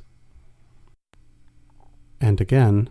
the idea by which I conceive a God, sovereign, eternal, infinite, immutable, all-knowing, all-powerful, and the creator of all things that are out of himself, this, I say, has certainly in it more objective reality than those ideas by which finite substances are represented. Now, it is manifest by the natural light that there must at least be as much reality in the efficient and total cause as in its effect. For whence can the effect draw its reality if not from its cause? And how could the cause communicate to it this reality unless it possessed it in itself? And hence it follows, not only that what is cannot be produced by what is not, but likewise that the more perfect, in other words, that which contains in itself more reality, cannot be the effect of the less perfect. And this is not only evidently true of those effects whose reality is actual or formal, but likewise of ideas, whose reality is only considered as objective. Thus, for example, the stone that is not yet in existence not only cannot now commence to be unless it be produced by that which possesses in itself, formally or eminently, all that enters into its composition, in other words, by that which contains in itself the same properties that are in the stone or others superior to them. And heat can only be produced in a subject that was before devoid of it by a cause that is of an order, degree, or kind at least as perfect as heat, and so of the others. But further, even the idea of the heat or of the stone cannot exist in me, unless it be put there by a cause that contains at least as much reality as I conceive existent in the heat or in the stone. For although that cause may not transmit into my idea anything of its actual or formal reality, we ought not on this account to imagine that it is less real, but we ought to consider that, as every idea is a work of the mind,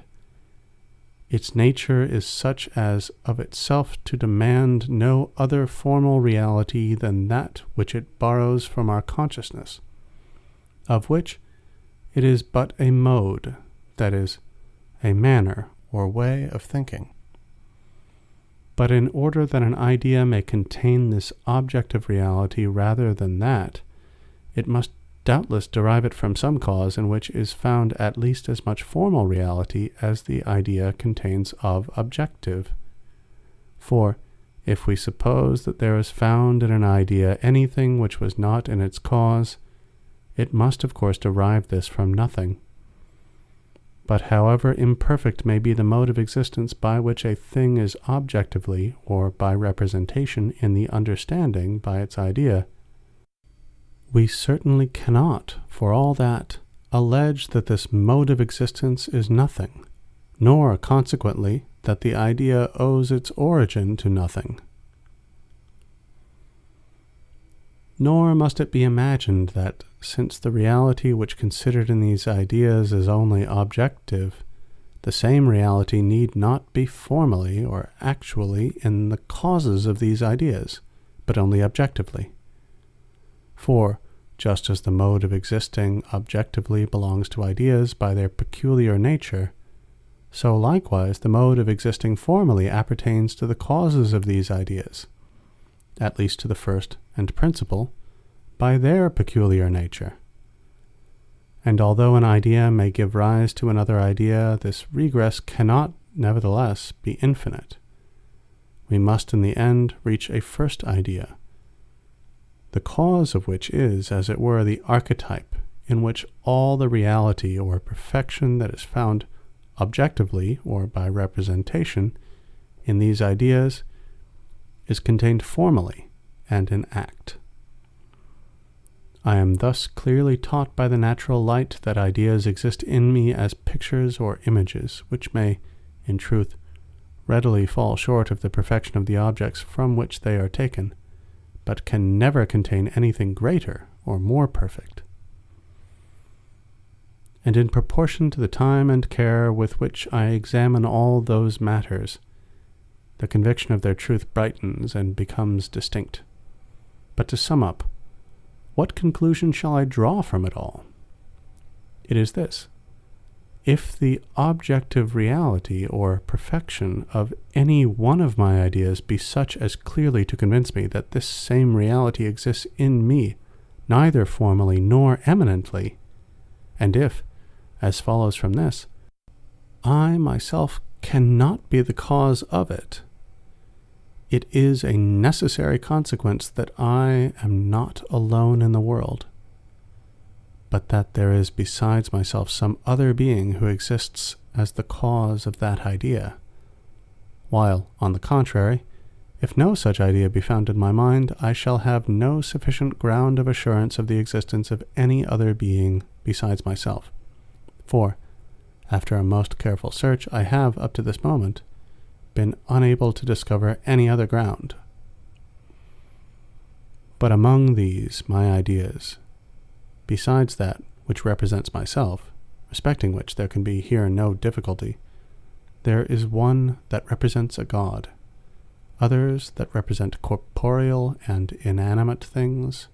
others angels, others animals, and finally there are some that represent men like myself. But with respect to the ideas that represent other men or animals or angels, I can easily suppose that they were formed by the mingling and composition of the other ideas which I have of myself, of corporeal things, and of God, although they were, apart from myself, neither men, animals, nor angels. And with regard to the ideas of corporeal objects, I never discovered in them anything so great or excellent which I myself did not appear capable of originating. For by considering these ideas closely and scrutinizing them individually, in the same way that I yesterday examined the idea of wax, I find that there is but little in them that is clearly and distinctly perceived. As belonging to the class of things that are clearly apprehended, I recognize the following, namely, magnitude or extension in length, breadth, and depth, figure, which results from the termination of extension, situation, which bodies of diverse figures preserve with reference to each other, and motion, or the change of situation, to which may be added substance, duration, and number. But with regard to light, colors, sounds, odors, tastes, heat, cold, and the other tactile qualities, they are thought with so much obscurity and confusion that I cannot determine even whether they are true or false. In other words, whether or not the ideas I have of these qualities are in truth the ideas of real objects. For although I before remarked that it is only in judgments that formal falsity, or falsity properly so called, can be met with, there may nevertheless be found in ideas a certain material falsity, which arises when they represent what is nothing as if it were something. Thus, for example, the ideas I have of cold and heat are so far from being clear and distinct that I am unable from them to discover whether cold is only the privation of heat, or heat the privation of cold, or whether they are or are not real qualities. And since, ideas being, as it were, images, there can be none that does not seem to us to represent some object, the idea which represents cold as something real and positive will not improperly be called false, if it be correct to say that cold is nothing but a privation of heat, and so in other cases. To ideas of this kind, indeed, it is not necessary that I should assign any author besides myself. For if they are false, that is, represent objects that are unreal, the natural light teaches me that they proceed from nothing. In other words, that they are in me only because something is wanting to the perfection of my nature. But if these ideas are true, yet because they exhibit to me so little reality that I cannot even distinguish the object represented from non-being, I do not see why I should not be the author of them. With reference to those ideas of corporeal things that are clear and distinct, there are some which, as appears to me, might have been taken from the idea I have of myself, as those of substance, duration, number, and the like. For when I think that a stone is a substance, or a thing capable of existing of itself, and that I am likewise a substance, although I conceive that I am a thinking and non-extended thing, and that the stone, on the contrary, is extended and unconscious, there being thus the greatest diversity between the two concepts, yet these two ideas seem to have this in common, that they both represent substances. In the same way, when I think of myself as now existing, and recollect besides that I existed some time ago, and when I am conscious of various thoughts whose number I know, I then acquire the ideas of duration and number, which I can afterward transfer to as many objects as I please. With respect to the other qualities that go to make up the ideas of corporeal objects, namely extension, figure, situation, and motion, it is true that they are not formally in me, since I am merely a thinking being. But because they are only certain modes of substance, and because I myself am a substance, it seems possible that they may be contained in me eminently. There only remains, therefore, the idea of God, in which I must consider whether there is anything that cannot be supposed to originate with myself. By the name God, I understand a substance infinite, eternal, immutable, independent, all-knowing, all-powerful, and by which I myself, and every other thing that exists, if any such there be, were created. But these properties are so great and excellent, that the more attentively I consider them, the less I feel persuaded that the idea I have of them owes its origin to myself alone. And thus it is absolutely necessary to conclude from all that I have before said that God exists. For, though the idea of substance be in my mind owing to this, that I myself am a substance, I should not, however, have the idea of an infinite substance, seeing I am a finite being, unless it were given me by some substance in reality infinite. And I must not imagine that I do not apprehend the infinite by a true idea, but only by a negation of the finite. In the same way that I comprehend repose and darkness by the negation of motion and light, since, on the contrary, I clearly perceive that there is more reality in the infinite substance than in the finite, and therefore that in some way I possess the perception or notion of the infinite before that of the finite, that is, the perception of God before that of myself. For how could I know that I doubt, desire, or that something is wanting to me, and that I am not wholly perfect, if I possessed no idea of a being more perfect than myself, by comparison of which I knew the deficiencies of my nature? And it cannot be said that this idea of God is perhaps materially false, and consequently that it may have arisen from nothing. In other words, that it may exist in me from my imperfections, as I before said of the ideas of heat and cold and the like. For, on the contrary, as this idea is very clear and distinct, and contains in itself more objective reality than any other, there can be no one of itself more true, or less open to the suspicion of falsity.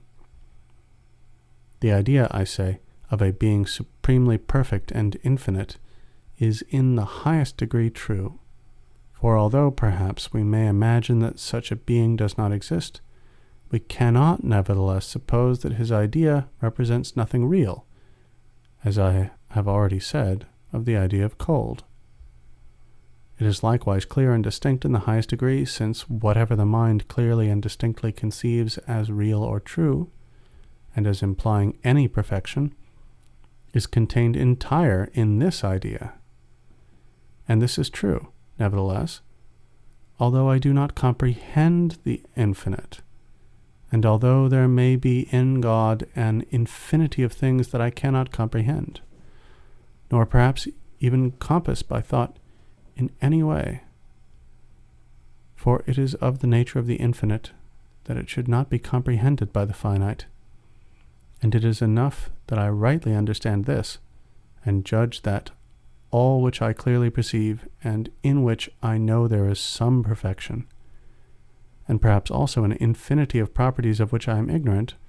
are formally or eminently in God, in order that the idea I have of him may become the most true, clear, and distinct of all the ideas in my mind. But perhaps I am something more than I suppose myself to be, and it may be that all those perfections which I attribute to God in some way exist potentially in me, although they do not yet show themselves and are not reduced to act.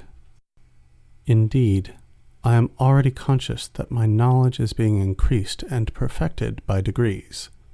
and I see nothing to prevent it from thus gradually increasing to infinity,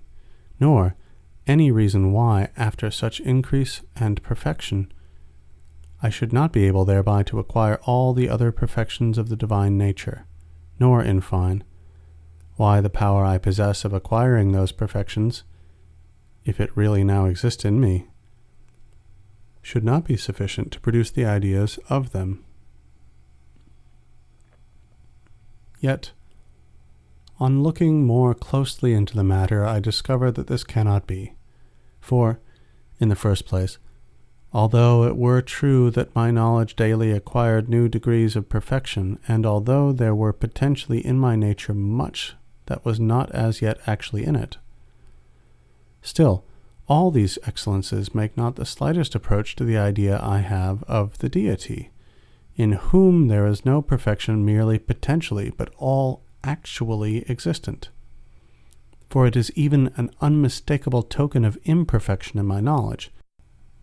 that it is augmented by degrees. Further, although my knowledge increase more and more, nevertheless I am not therefore induced to think that it will ever be actually infinite, since it can never reach that point beyond which it shall be incapable of further increase. But I conceive God as actually infinite, so that nothing can be added to his perfection, and in fine, I readily perceive that the objective being of an idea cannot be produced by a being that is merely potentially existent, which, properly speaking, is nothing, but only by a being existing formally or actually. And truly, I see nothing in all that I have now said which it is not easy for anyone who shall carefully consider it to discern by the natural light. But when I allow my attention in some degree to relax, the vision of my mind being obscured and, as it were, blinded by the images of sensible objects, I do not readily remember the reason why the idea of a being more perfect than myself must, of necessity, have proceeded from a being in reality more perfect. On this account, I am here desirous to inquire further whether I, who possess this idea of God, could exist, supposing there were no God. And I ask, from whom could I in that case derive my existence? Perhaps from myself, or from my parents, or from some other causes less perfect than God? for anything more perfect or even equal to God cannot be thought or imagined. But if I were independent of every other existence and were myself the author of my being, I should doubt of nothing, I should desire nothing, and in fine, no perfection would be a wanting to me, for I should have bestowed upon myself every perfection of which I possess the idea, and I should thus be God. And it must not be imagined that what is now wanting to me is perhaps of more difficult acquisition than that of which I am already possessed. For, on the contrary, it is quite manifest that it was a matter of much higher difficulty that I, a thinking being, should arise from nothing than it would be for me to acquire the knowledge of many things of which I am ignorant, and which are merely the accidents of a thinking substance. And certainly, if I possessed of myself the greater perfection of which I have now spoken, in other words, if I were the author of my own existence, I would not at least have denied to myself things that may be more easily obtained, as that infinite variety of knowledge of which I am at present destitute. I could not indeed have denied to myself any property which I perceive is contained in the idea of God, because there is none of these that seems to me more difficult to make or acquire, and if there were any that should happen to be more difficult to acquire, they would certainly appear so to me, supposing that I myself were the source of the other things I possess, because I should discover in them a limit to my power. And though I were to suppose that I always was as I now am, I should not on this ground escape the force of these reasonings, since it would not follow, even on this supposition, that no author of my existence needed to be sought after. For the whole time of my life may be divided into an infinity of parts, each of which is in no way dependent on any other, and accordingly, because I was in existence a short time ago, it does not follow that I must now exist, unless in this moment some cause create me anew, as it were, that is, conserve me. In truth, it is perfectly clear and evident to all who will attentively consider the nature of duration, that the conservation of a substance, in each moment of its duration, requires the same power and act that would be necessary to create it, supposing it were not yet in existence,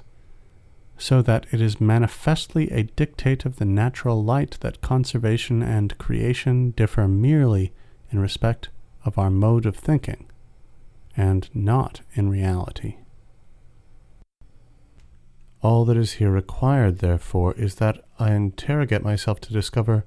whether I possess any power by means of which I can bring it about that I, who now am, shall exist a moment afterward. For, since I am merely a thinking thing, or since, at least, the precise question in the meantime is only of that part of myself, if such a power resided in me, I should, without doubt, be conscious of it. But I am conscious of no such power, and thereby I manifestly know that I am dependent upon some being different from myself. But perhaps the being upon whom I am dependent is not God, and I have been produced either by my parents or by some causes less perfect than deity. This cannot be, for, as I before said, it is perfectly evident that there must at least be as much reality in the cause as in the effect, and accordingly, since I am a thinking thing and possess in myself an idea of God, whatever in the end be the cause of my existence, it must of necessity be admitted that it is likewise a thinking being, and that it possesses in itself the idea and all the perfections I attribute to deity. Then it may again be inquired whether this cause owes its origin and existence to itself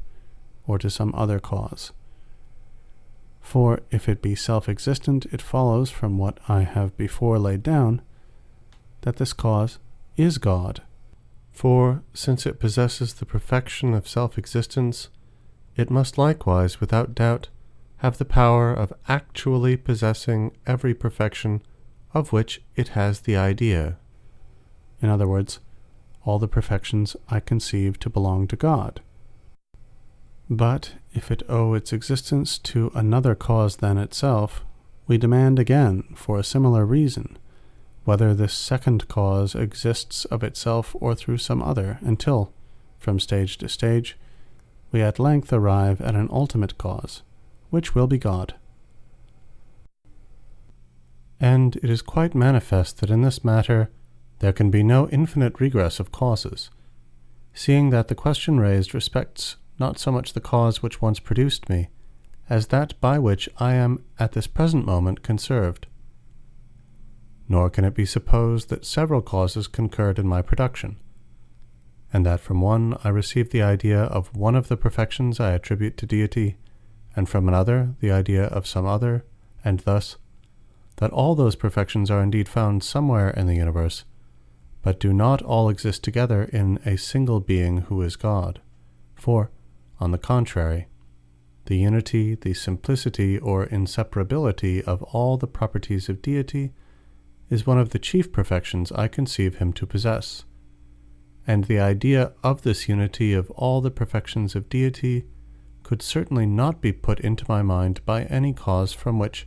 I did not likewise receive the ideas of all the other perfections, for no power could enable me to embrace them in an inseparable unity, without at the same time giving me the knowledge of what they were, and of their existence in a particular mode. Finally, with regard to my parents, from whom it appears I sprung, although all that I believed respecting them be true, it does not nevertheless follow that I am conserved by them, or even that I was produced by them, insofar as I am a thinking being. All that, at the most, they contributed to my origin was the giving of certain dispositions or modifications to the matter in which I have hitherto judged that I, or my mind, which is what alone I now consider to be myself, is enclosed. And thus there can here be no difficulty with respect to them, and it is absolutely necessary to conclude from this alone that I am,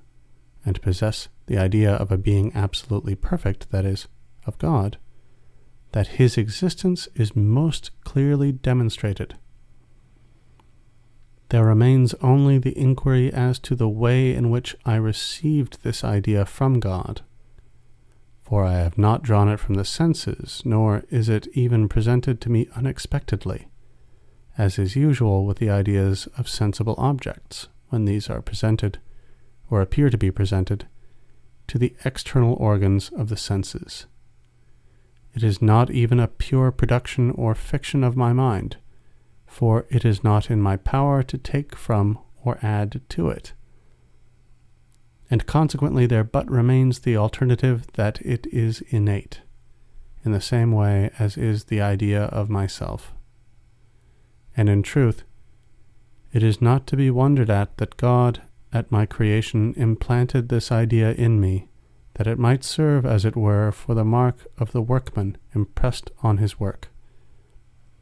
And it is not also necessary that the mark should be something different from the work itself. But considering only that God is my creator, it is highly probable that he in some way fashioned me after his own image and likeness,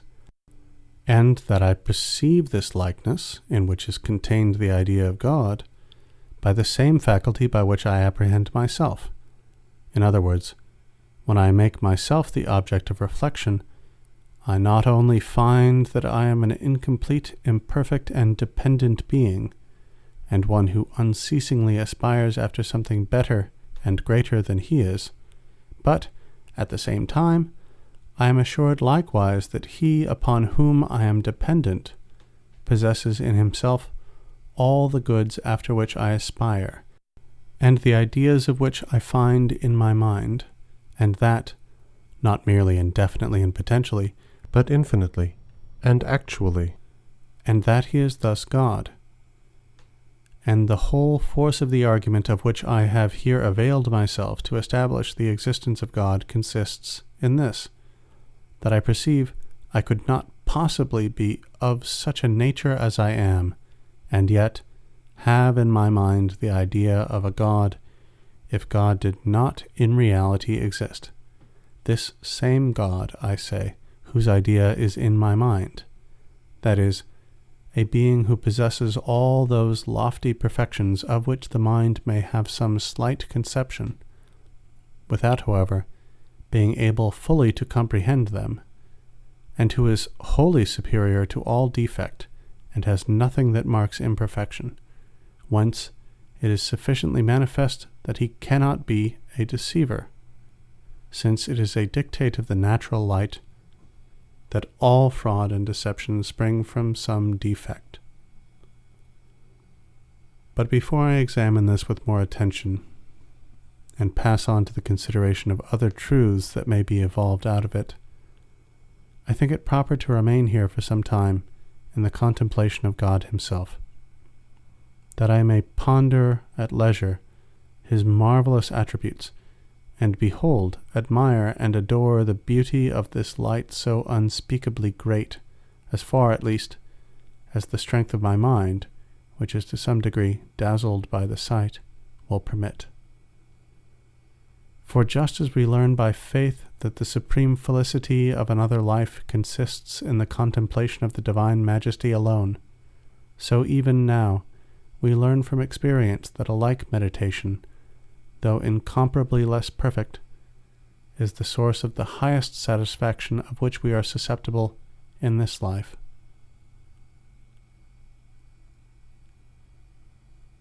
End third meditation. Fourth meditation. Of truth and error. I have been habituated these bygone days to detach my mind from the senses, and I have accurately observed that there is exceedingly little which is known with certainty respecting corporeal objects, that we know much more of the human mind, and still more of God himself. I am thus able now without difficulty to abstract my mind from the contemplation of sensible or imaginable objects, and apply it to those which, as disengaged from all matter, are purely intelligible. And certainly the idea I have of the human mind insofar as it is a thinking thing, and not extended in length, breadth, and depth, and participating in none of the properties of body, is incomparably more distinct than the idea of any corporeal object. And when I consider that I doubt, in other words, that I am an incomplete and dependent being, the idea of a complete and independent being, that is to say, of God,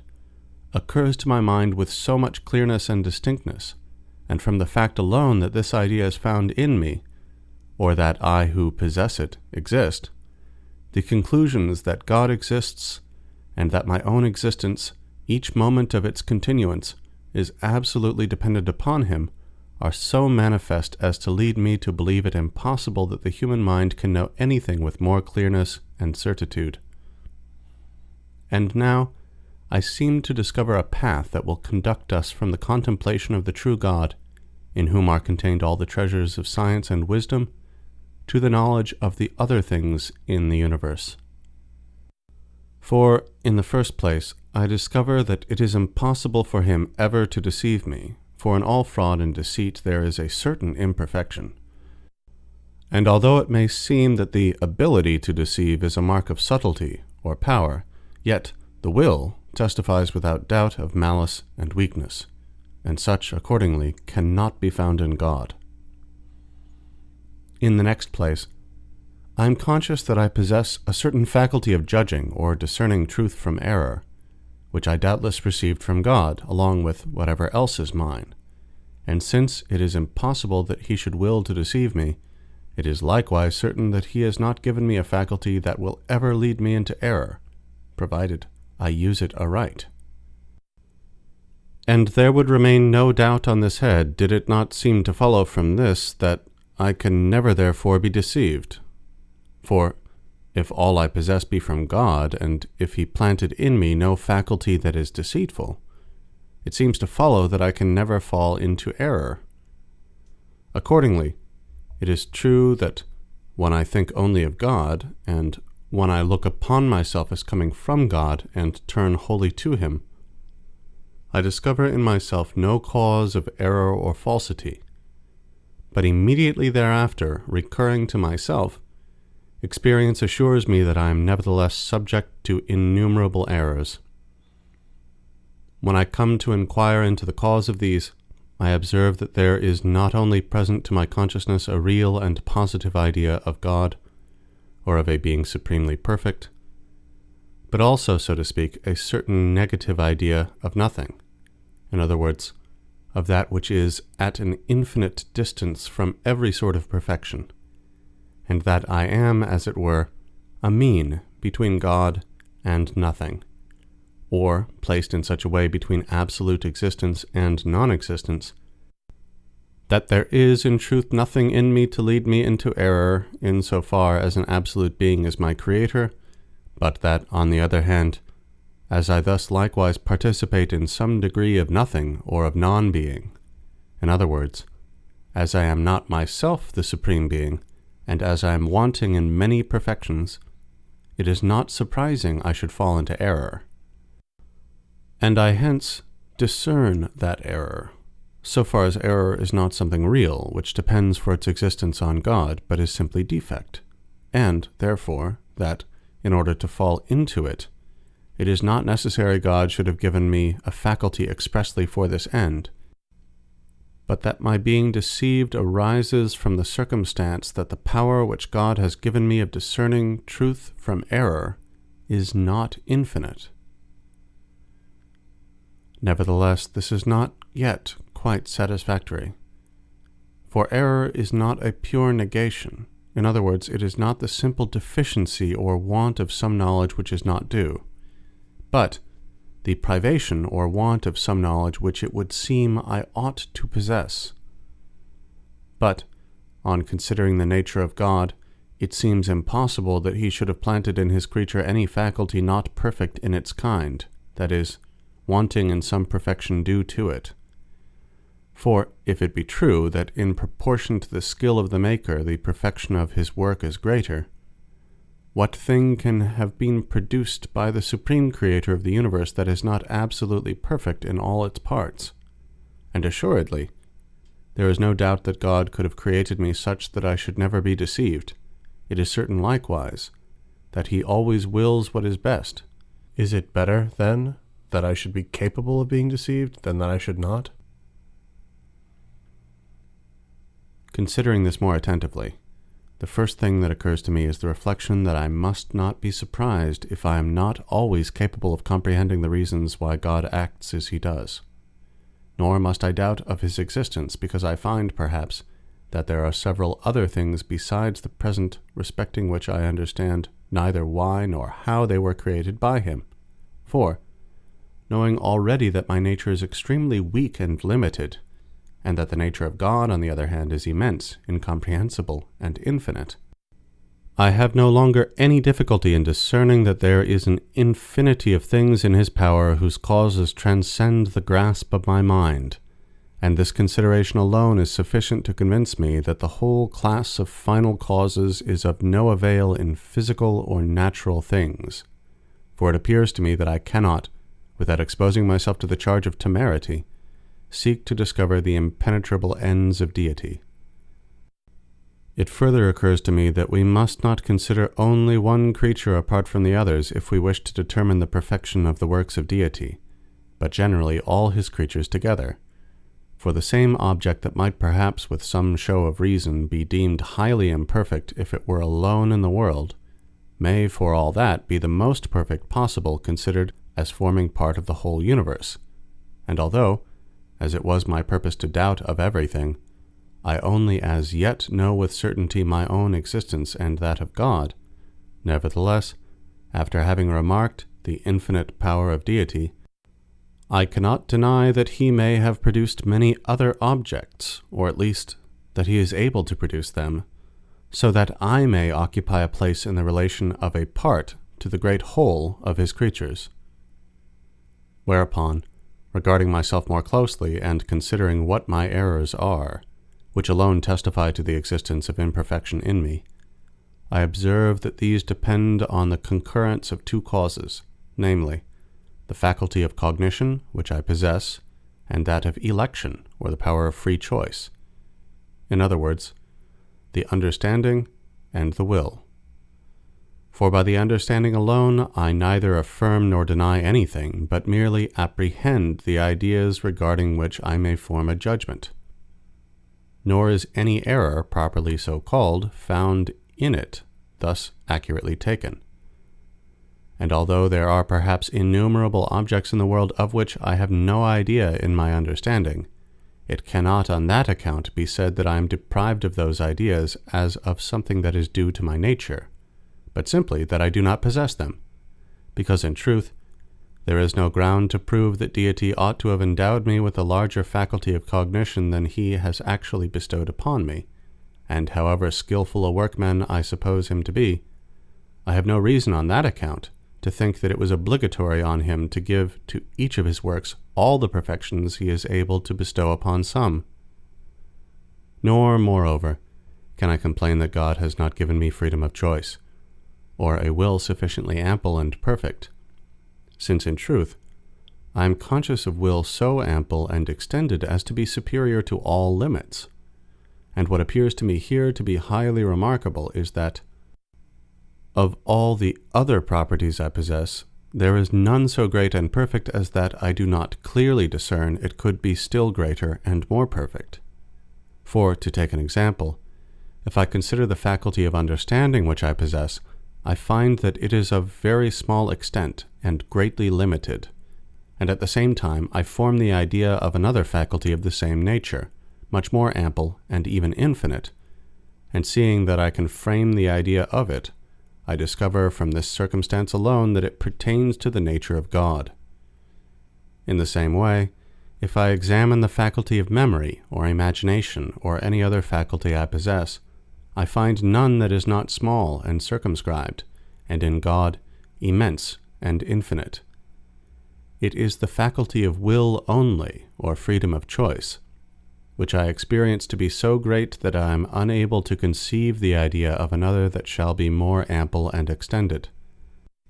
So that it is chiefly my will which leads me to discern that I bear a certain image and similitude of deity. For although the faculty of will is incomparably greater in God than in myself, as well in respect of the knowledge and power that are conjoined with it, and that render it stronger and more efficacious, as in respect of the object, since in him it extends to a greater number of things, it does not nevertheless appear to me greater considered in itself formally and precisely. For the power of will consists only in this, that we are able to do or not to do the same thing, that is, to affirm or deny, to pursue or shun it, or rather in this alone, that in affirming or denying, pursuing or shunning what is proposed to us by the understanding, we so act that we are not conscious of being determined to a particular action by any external force. For to the possession of freedom it is not necessary that I be alike indifferent toward each of two contraries, but on the contrary, the more I am inclined toward the one, whether because I clearly know that in it there is the reason of truth and goodness, or because God thus internally disposes my thought, the more freely do I choose and embrace it. And assuredly, divine grace and natural knowledge, very far from diminishing liberty, rather augment and fortify it.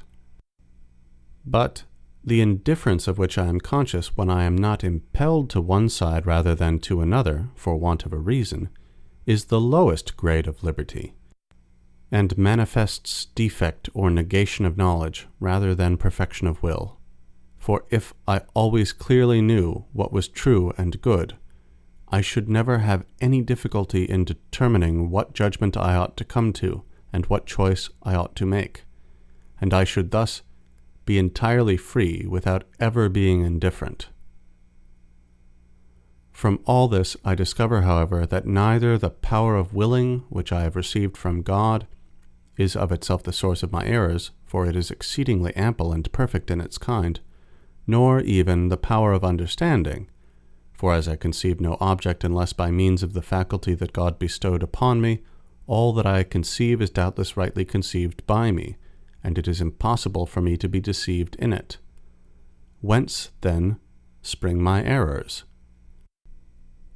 They arise from this cause alone, that I do not restrain the will, which is of much wider range than the understanding,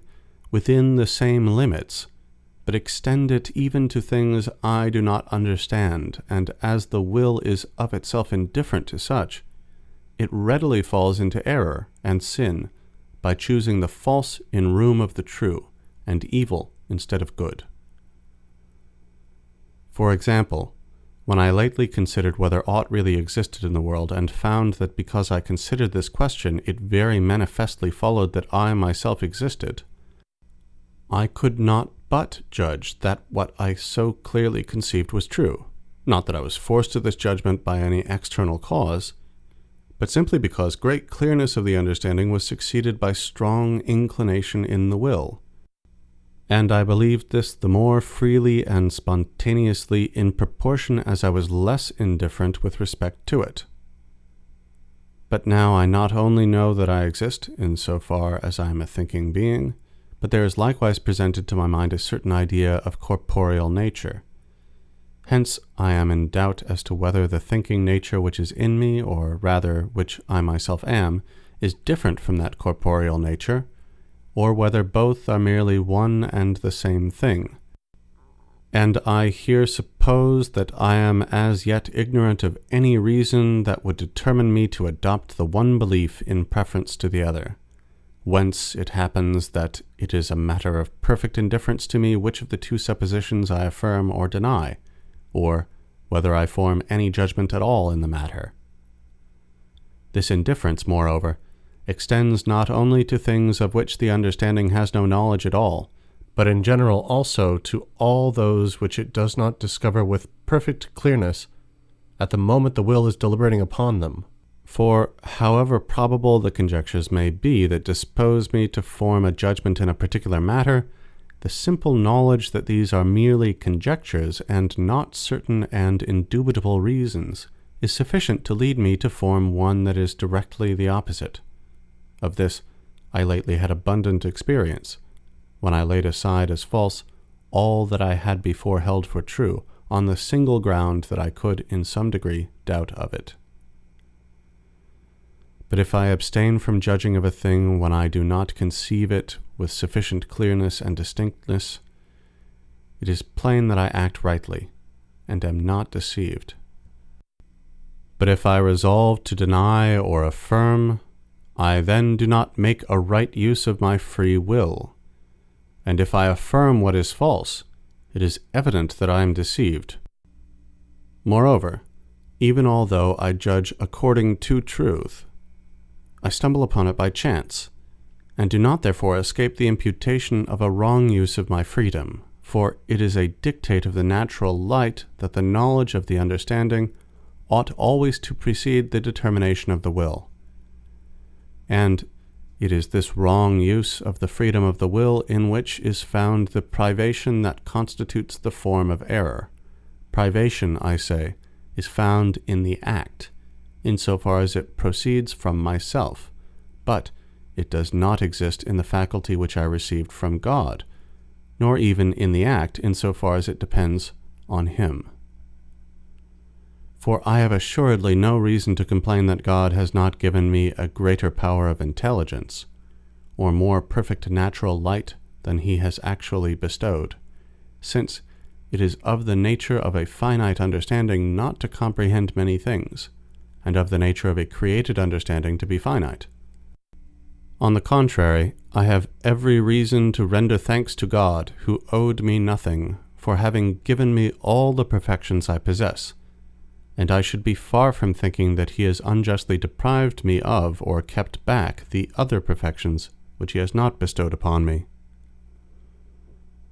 I have no reason, moreover, to complain because He has given me a will more ample than my understanding, since, as the will consists only of a single element, and that indivisible,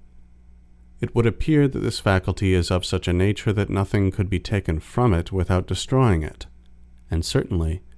the more extensive it is, the more cause I have to thank the goodness of him who bestowed it upon me. And finally, I ought not also to complain that God concurs with me in forming the acts of this will, or the judgment in which I am deceived, because those acts are wholly true and good insofar as they depend on God, and the ability to form them is a higher degree of perfection in my nature than the want of it would be. In regard to privation, in which alone consists the formal reason of error and sin, this does not require the concurrence of deity, because it is not a thing or existence, and if it be referred to God as to its cause, it ought not to be called privation, but negation, according to the signification of these words in the schools. For in truth, it is no imperfection in deity that he has accorded to me the power of giving or withholding my assent from certain things of which he has not put a clear and distinct knowledge in my understanding. But it is doubtless an imperfection in me that I do not use my freedom aright, and readily give my judgment on matters which I only obscurely and confusedly conceive. I perceive, nevertheless, that it was easy for deity so to have constituted me as that I should never be deceived, although I still remained free and possessed of a limited knowledge, namely, by implanting in my understanding a clear and distinct knowledge of all the objects respecting which I should ever have to deliberate, or simply by so deeply engraving on my memory the resolution to judge of nothing without previously possessing a clear and distinct conception of it, that I should never forget it. And I easily understand that, in so far as I consider myself as a single whole, without reference to any other being in the universe, I should have been much more perfect than I now am, had deity created me superior to error. But I cannot therefore deny that it is not somehow a greater perfection in the universe, that certain parts of it are not exempt from defect, as others are, than if they were all perfectly alike. And I have no right to complain because God, who placed me in the world, was not willing that I should sustain that character which of all others is the chief and most perfect. I have even good reason to remain satisfied on the ground that, if he has not given me the perfection of being superior to error by the first means I have pointed out above, which depends on a clear and evident knowledge of all the matters regarding which I can deliberate, he has at least left in my power the other means, which is firmly to retain the resolution never to judge where the truth is not clearly known to me. For, although I am conscious of the weakness of not being able to keep my mind continually fixed on the same thought, I can nevertheless, by attentive and oft-repeated meditation, impress it so strongly on my memory that I shall never fail to recollect it as often as I require it, and can acquire in this way the habitude of not erring. And since it is in being superior to error that the highest and chief perfection of man consists, I deem that I have not gained little by this day's meditation, in having discovered the source of error and falsity. And certainly, this can be no other than what I have now explained,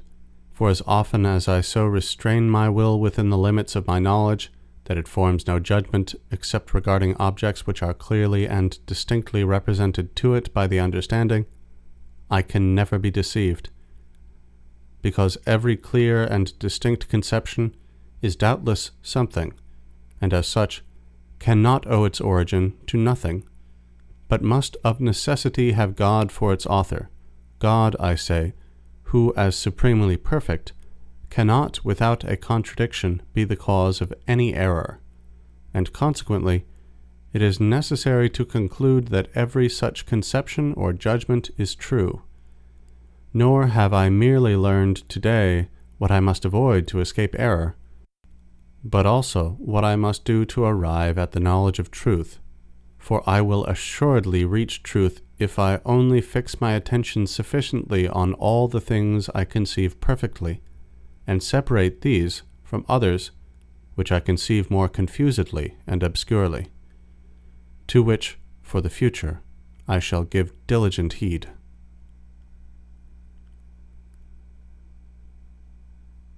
End fourth meditation. Fifth meditation. Of the essence of material things, and, again, of God that He exists. Several other questions remain for consideration respecting the attributes of God and my own nature or mind. I will, however, on some other occasion perhaps, resume the investigation of these. Meanwhile, as I have discovered what must be done and what avoided to arrive at the knowledge of truth, what I have chiefly to do is to essay to emerge from the state of doubt in which I have for some time been, and to discover whether anything can be known with certainty regarding material objects. But before considering whether such objects as I conceive exist without me, I must examine their ideas insofar as these are to be found in my consciousness, and discover which of them are distinct and which confused. In the first place, I distinctly imagine that quantity which the philosophers commonly call continuous, or the extension in length, breadth, and depth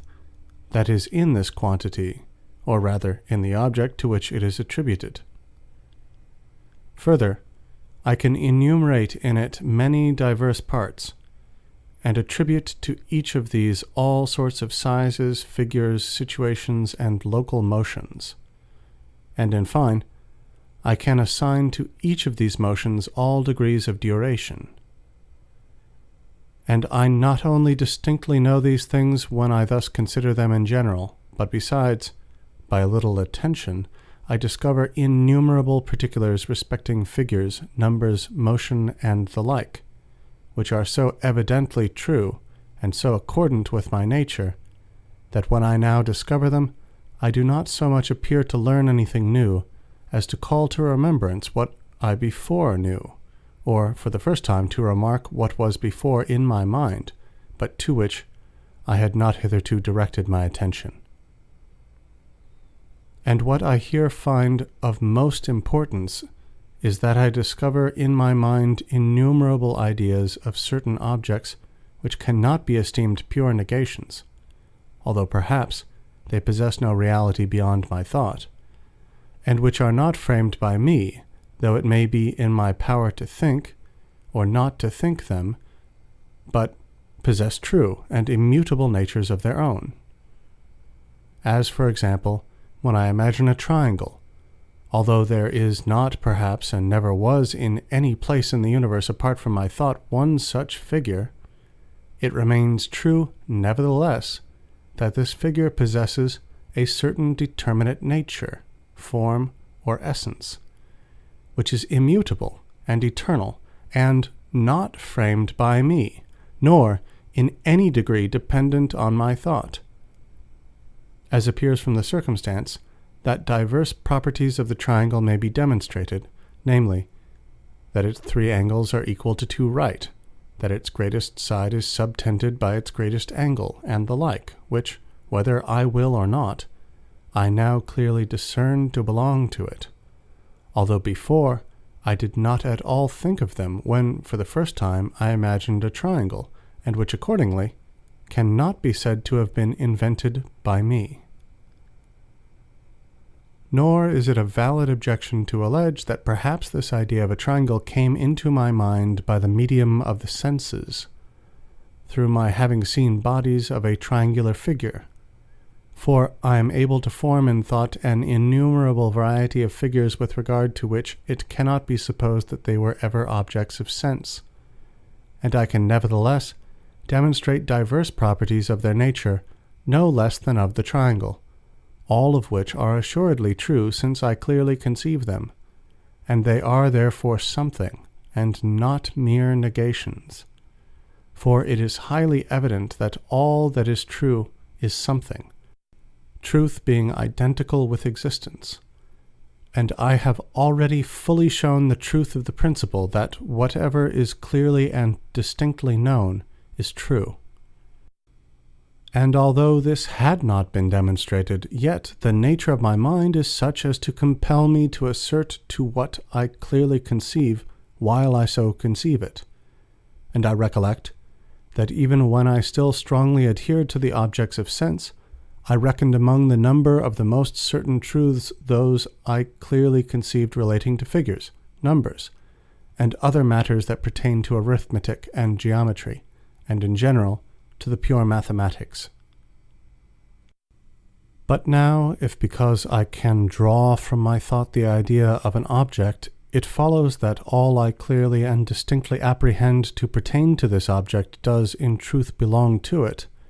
may I not from this derive an argument for the existence of God? It is certain that I no less find the idea of a God in my consciousness, that is, the idea of a being supremely perfect, than that of any figure or number whatever. And I know with not less clearness and distinctness that an actual and eternal existence pertains to his nature than that all which is demonstrable of any figure or number really belongs to the nature of that figure or number, and therefore, although all the conclusions of the preceding meditations were false, the existence of God would pass with me for a truth at least as certain as I ever judged any truth of mathematics to be. Indeed, such a doctrine may at first sight appear to contain more sophistry than truth, for, as I have been accustomed in every other matter to distinguish between existence and essence, I easily believe that the existence can be separated from the essence of God, and that thus God may be conceived as not actually existing. But, nevertheless, when I think of it more attentively, it appears that the existence can no more be separated from the essence of God than the idea of a mountain from that of a valley, or the equality of its 3 angles to 2 right angles from the essence of a rectilinear triangle, so that it is not less impossible to conceive a God, that is, a being supremely perfect, to whom existence is a wanting, or who is devoid of a certain perfection, than to conceive a mountain without a valley. But though in truth I cannot conceive a God unless as existing, any more than I can a mountain without a valley, yet, just as it does not follow that there is any mountain in the world merely because I conceive a mountain with a valley, so likewise, though I conceive God as existing, it does not seem to follow on that account that God exists. For my thought imposes no necessity on things, and as I may imagine a winged horse, though there be none such, so I could perhaps attribute existence to God, though no God existed. But the cases are not analogous, and a fallacy lurks under the semblance of this objection. For because I cannot conceive a mountain without a valley, it does not follow that there is any mountain or valley in existence, but simply that the mountain or valley, whether they do or do not exist, are inseparable from each other. Whereas, on the other hand, because I cannot conceive God unless as existing, it follows that existence is inseparable from him, and therefore that he really exists. Not that this is brought about by my thought, or that it imposes any necessity on things, but, on the contrary, the necessity which lies in the thing itself, that is, the necessity of the existence of God, determines me to think in this way. For it is not in my power to conceive a God without existence, that is, a being supremely perfect, and yet devoid of an absolute perfection, as I am free to imagine a horse with or without wings. Nor must it be alleged here as an objection that it is in truth necessary to admit that God exists after having supposed him to possess all perfections, since existence is one of them, but that my original supposition was not necessary, just as it is not necessary to think that all quadrilateral figures can be inscribed in the circle, since, if I supposed this, I should be constrained to admit that the rhombus, being a figure of 4 sides, can be therein inscribed, which, however, is manifestly false. This objection is, I say, incompetent, For although it may not be necessary that I shall at any time entertain the notion of deity, yet each time I happen to think of a first and sovereign being, and to draw, so to speak, the idea of him from the storehouse of the mind, I am necessitated to attribute to him all kinds of perfections, though I may not then enumerate them all, nor think of each of them in particular. And this necessity is sufficient, as soon as I discover that existence is a perfection, to cause me to infer the existence of this first and sovereign being, just as it is not necessary that I should ever imagine any triangle, but whenever I am desirous of considering a rectilinear figure composed of only 3 angles, it is absolutely necessary to attribute those properties to it from which it is correctly inferred that its 3 angles are not greater than 2 right angles, although perhaps I may not then advert to this relation in particular. But when I consider what figures are capable of being inscribed in the circle, it is by no means necessary to hold that all quadrilateral figures are of this number. On the contrary, I cannot even imagine such to be the case, so long as I shall be unwilling to accept in thought aught that I do not clearly and distinctly conceive, and consequently there is a vast difference between false suppositions, as is the one in question, and the true ideas that were born with me, the first and chief of which is the idea of God. For indeed, I discern on many grounds that this idea is not factitious, depending simply on my thought, but that it is the representation of a true and immutable nature. In the first place, because I can conceive of no other being except God, to whose essence existence necessarily pertains. In the second, because it is impossible to conceive 2 or more gods of this kind, and, it being supposed that one such God exists, I clearly see that he must have existed from all eternity, and will exist to all eternity. And finally, because I apprehend many other properties in God, none of which I can either diminish or change. But indeed, whatever mode of probation I in the end adopt, it always returns to this, that it is only the things I clearly and distinctly conceive which have the power of completely persuading me. And although, of the objects I conceive in this manner, some indeed are obvious to every one, while others are only discovered after close and careful investigation, nevertheless, after they are once discovered, the latter are not esteemed less certain than the former. Thus, for example, to take the case of a right-angled triangle, although it is not so manifest at first that the square of the base is equal to the squares of the other 2 sides, as that the base is opposite to the greatest angle, nevertheless, after it is once apprehended, we are as firmly persuaded of the truth of the former as of the latter. And, with respect to God, if I were not preoccupied by prejudices, and my thought beset on all sides by the continual presence of the images of sensible objects,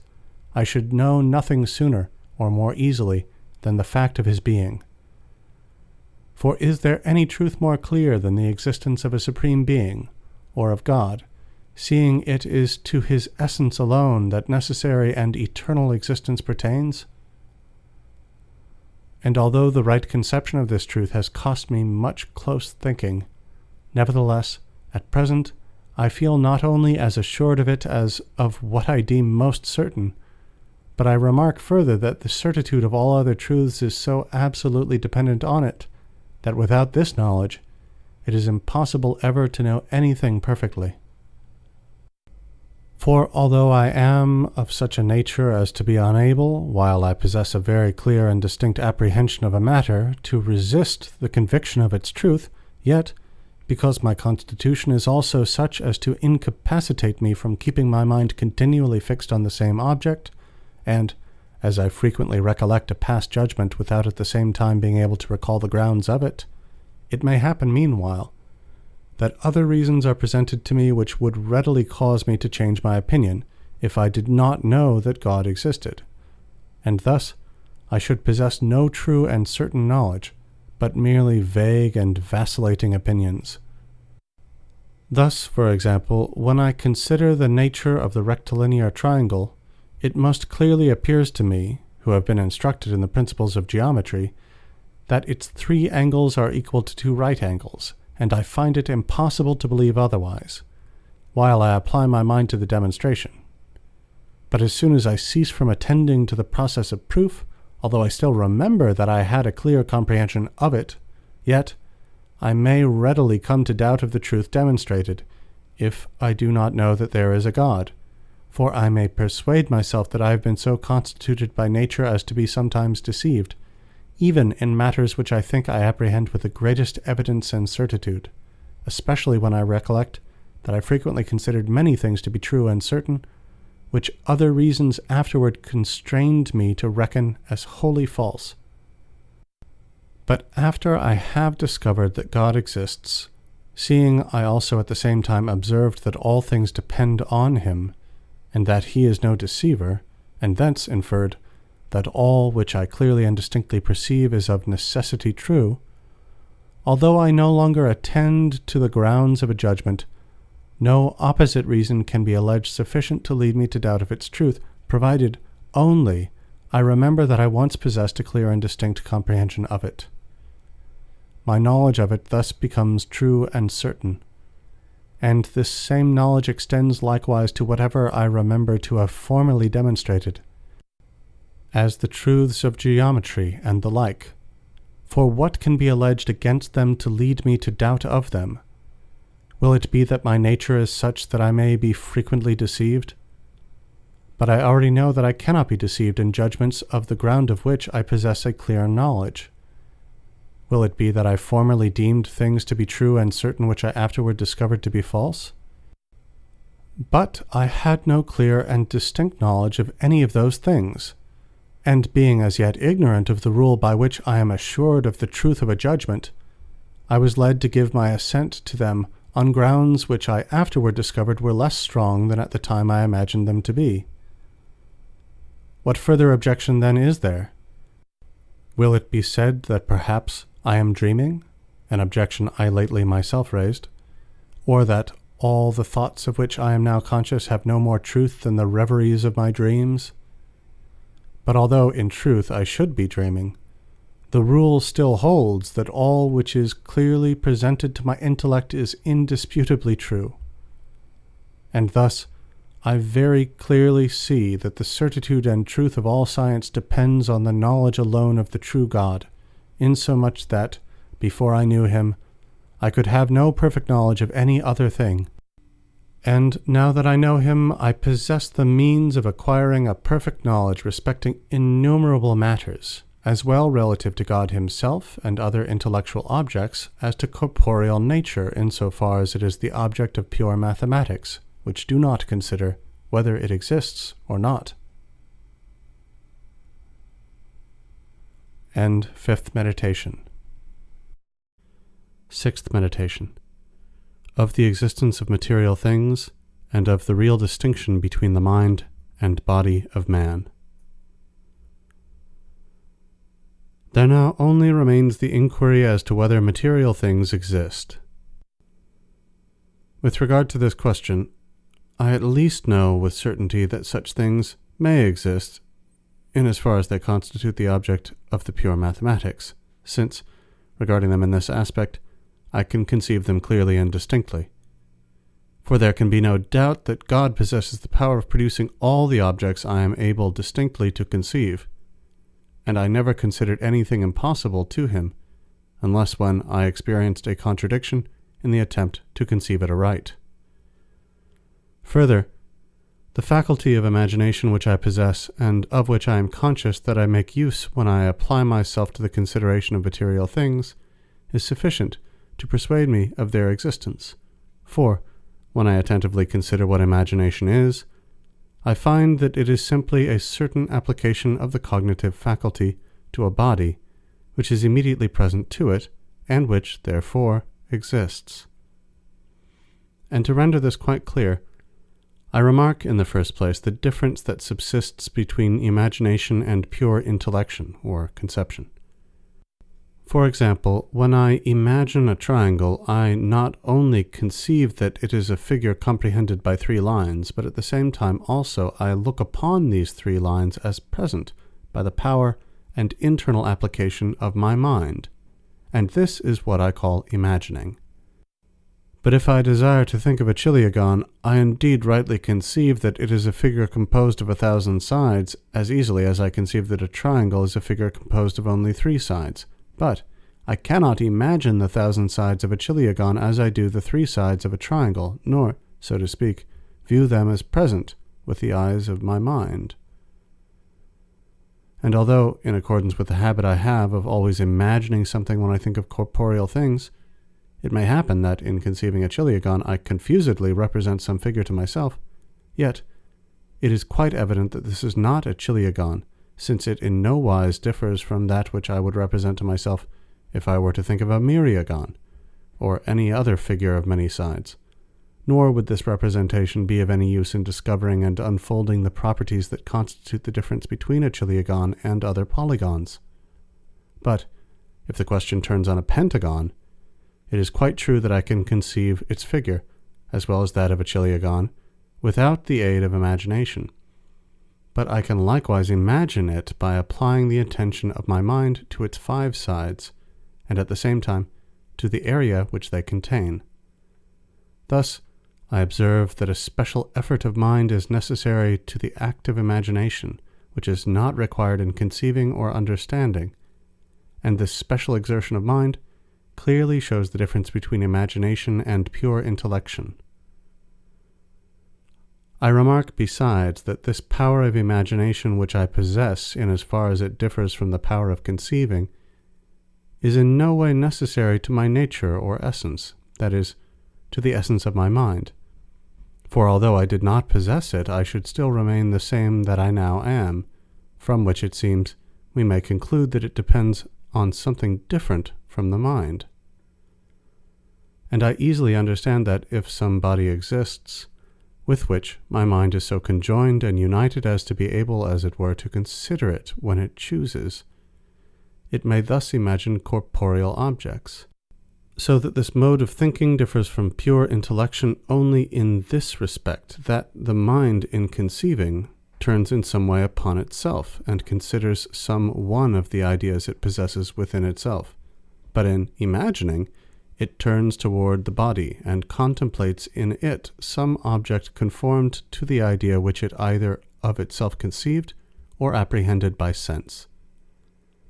I easily understand, I say, that imagination may be thus formed, if it is true that there are bodies,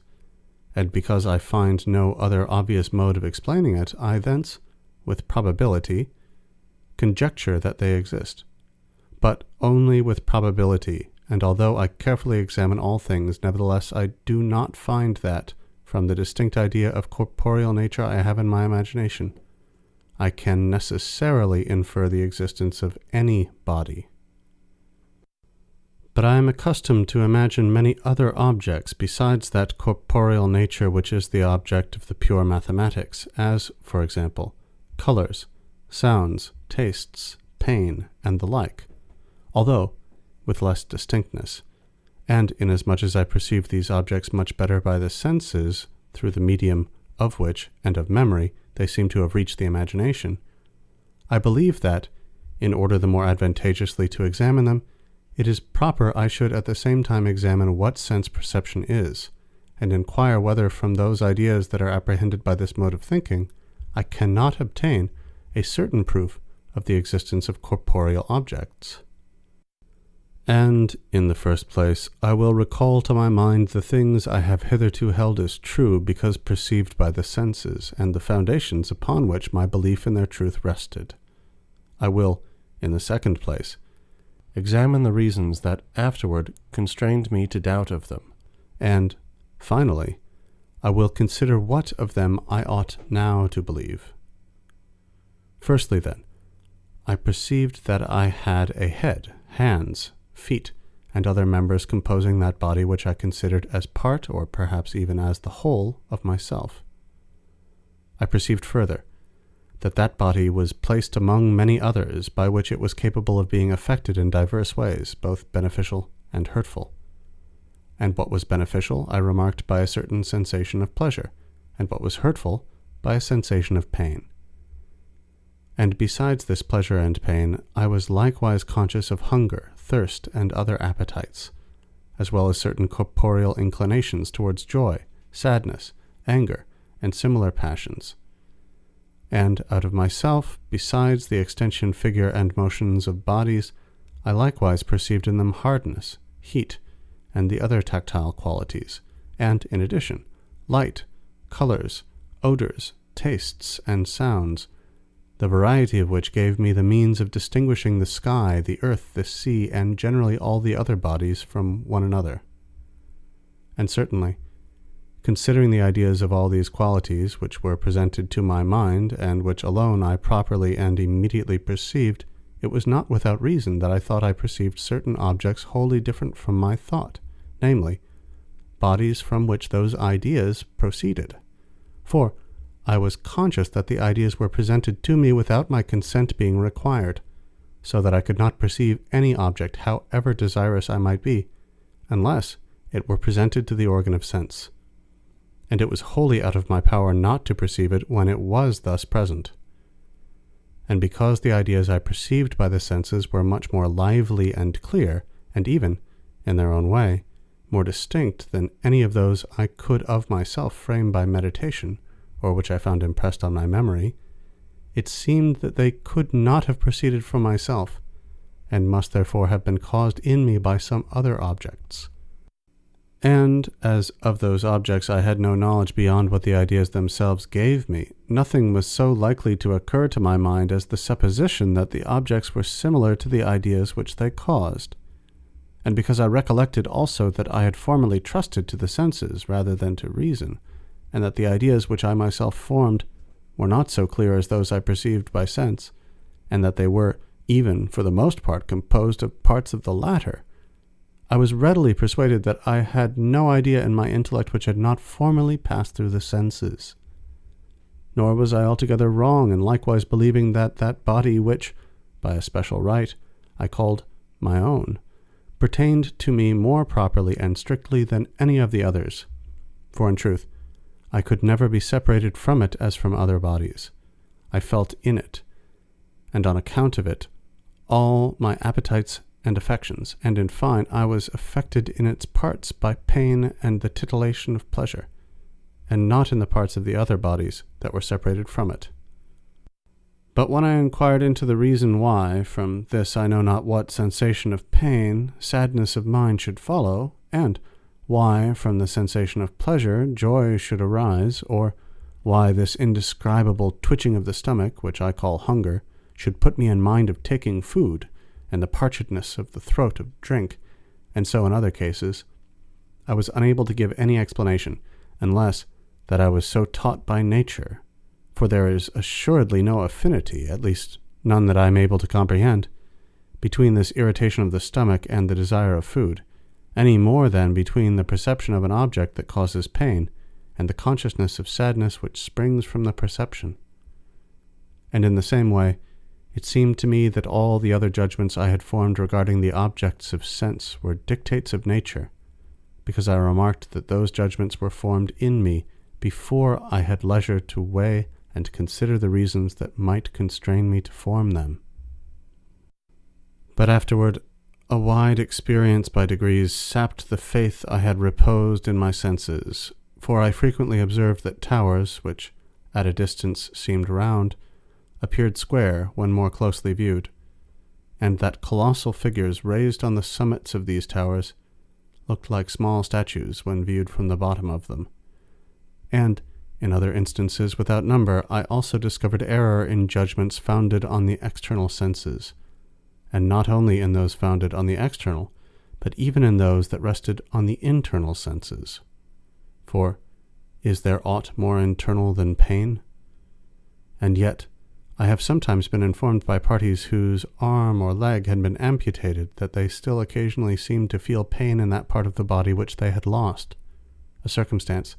that led me to think that I could not be quite certain even that any one of my members was affected when I felt pain in it.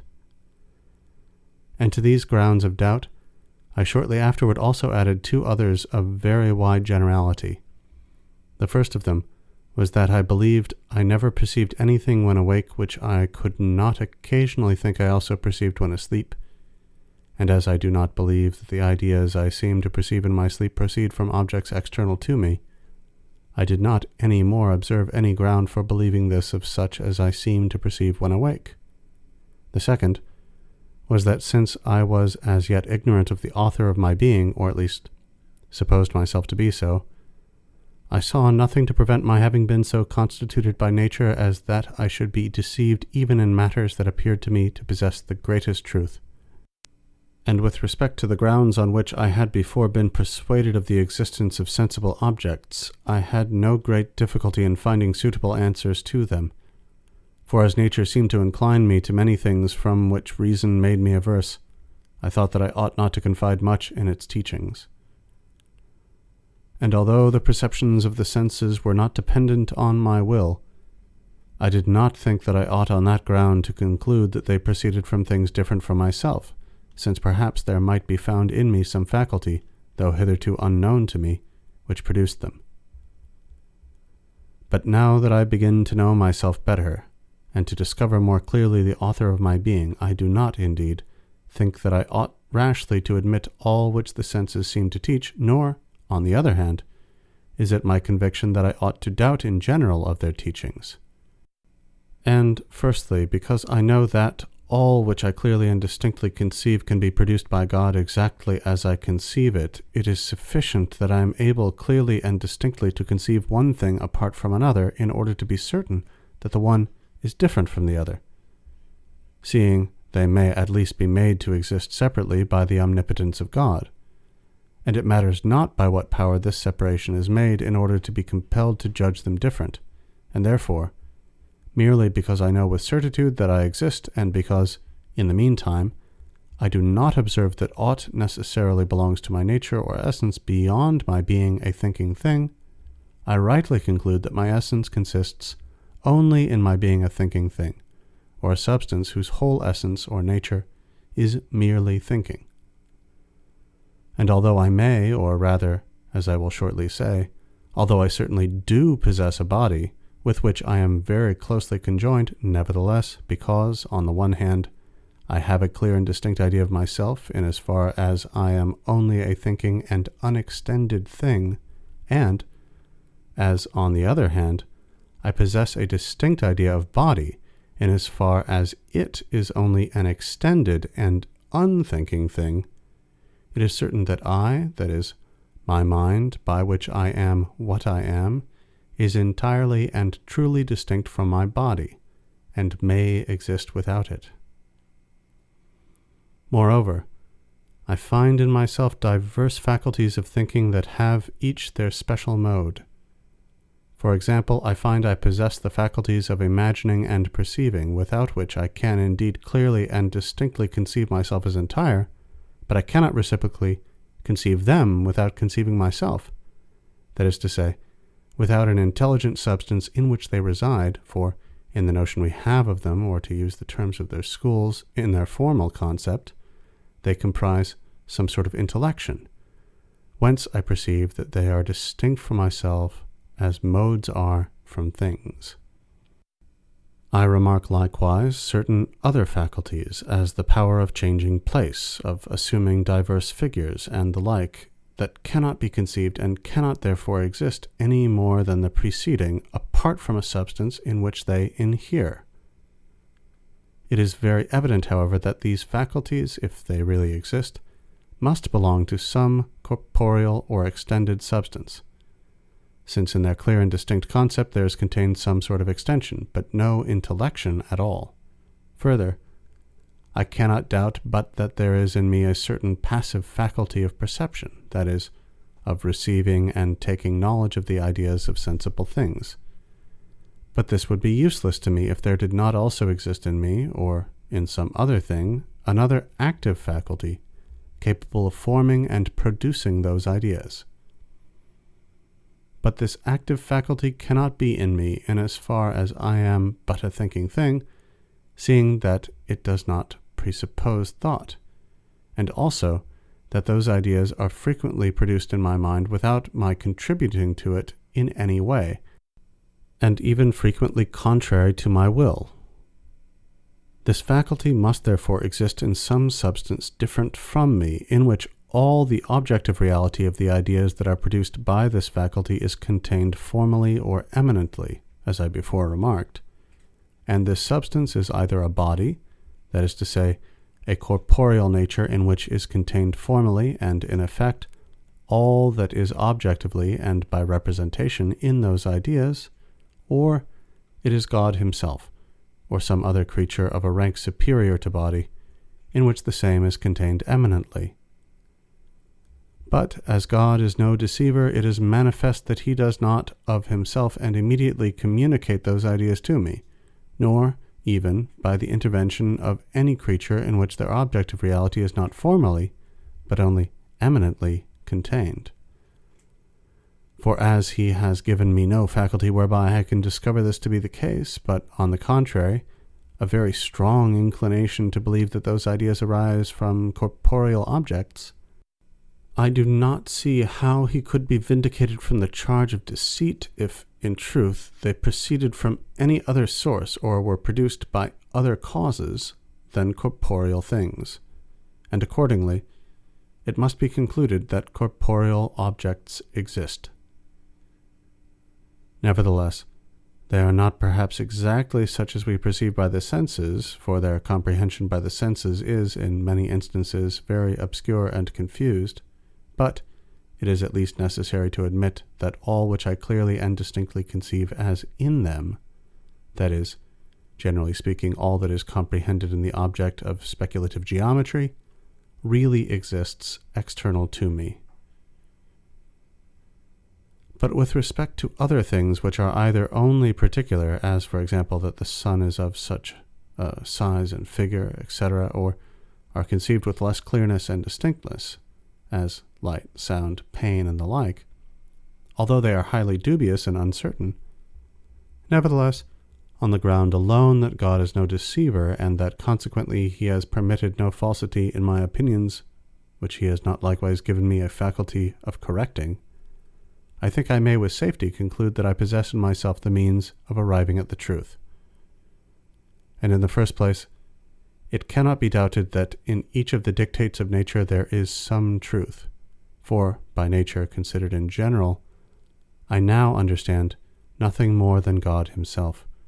or the order and disposition established by God in created things. And by my nature in particular, I understand the assemblage of all that God has given me. But there is nothing which that nature teaches me more expressly or more sensibly than that I have a body which is ill affected when I feel pain, and stands in need of food and drink when I experience the sensations of hunger and thirst, etc. And therefore I ought not to doubt but that there is some truth in these informations. Nature likewise teaches me by these sensations of pain, hunger, thirst, etc., that I am not only lodged in my body as a pilot in a vessel, but that I am besides so intimately conjoined and, as it were, intermixed with it, that my mind and body compose a certain unity. For if this were not the case, I should not feel pain when my body is hurt, seeing I am merely a thinking thing, but should perceive the wound by the understanding alone, just as a pilot perceives by sight when any part of his vessel is damaged.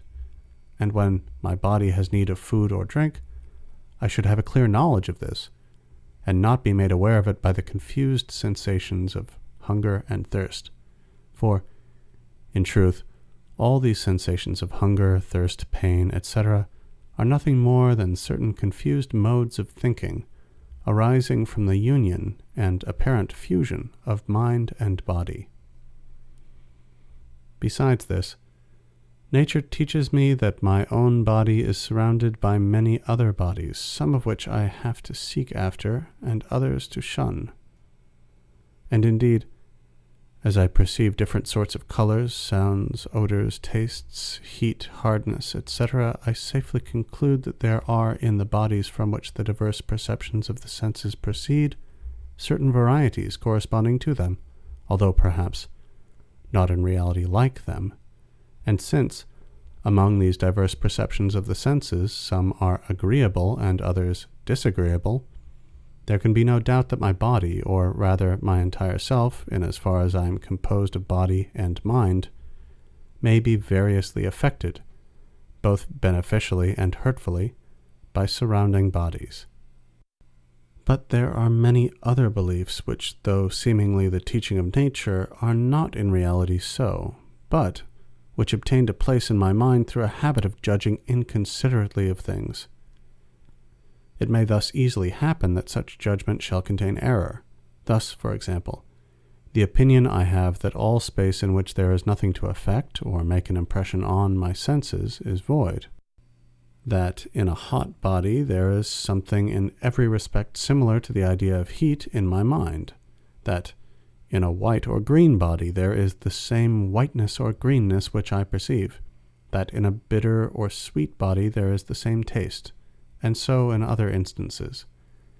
that the stars, towers, and all distant bodies are of the same size and figure as they appear to our eyes, etc. But that I may avoid everything like indistinctness of conception, I must accurately define what I properly understand by being taught by nature. For nature is here taken in a narrower sense than when it signifies the sum of the things which God has given me, seeing that, in that meaning, the notion comprehends much that belongs only to the mind, to which I am not here to be understood as referring when I use the term nature, as, for example, the notion I have of the truth, that what is done cannot be undone, and all the other truths I discern by the natural light without the aid of the body, and seeing that it comprehends likewise much besides that belongs only to body, and is not here any more contained under the name nature as the quality of heaviness and the like, of which I do not speak, the term being reserved exclusively to designate the things which God has given to me as a being composed of mind and body. But nature, taking the term in the sense explained, teaches me to shun what causes in me the sensation of pain, and to pursue what affords me the sensation of pleasure, and other things of this sort. But I do not discover that it teaches me, in addition to this, from these diverse perceptions of the senses, to draw any conclusions respecting external objects without a previous, careful, and mature consideration of them by the mind. For it is, as appears to me, the office of the mind alone, and not of the composite whole of mind and body, to discern the truth in those matters. Thus, although the impression a star makes on my eye is not larger than that from the flame of a candle, I do not nevertheless experience any real or positive impulse determining me to believe that the star is not greater than the flame. The true account of the matter being merely that I have so judged from my youth without any rational ground. And though on approaching the fire I feel heat, and even pain on approaching it too closely, I have, however, from this no ground for holding that something resembling the heat I feel is in the fire, any more than that there is something similar to the pain. All that I have ground for believing is that there is something in it, whatever it may be, which excites in me those sensations of heat or pain. So also, although there are spaces in which I find nothing to excite and affect my senses, I must not therefore conclude that those spaces contain in them no body, for I see that in this, as in many other similar matters, I have been accustomed to pervert the order of nature, because these perceptions of the senses, although given me by nature merely to signify to my mind what things are beneficial and hurtful to the composite whole of which it is a part, and,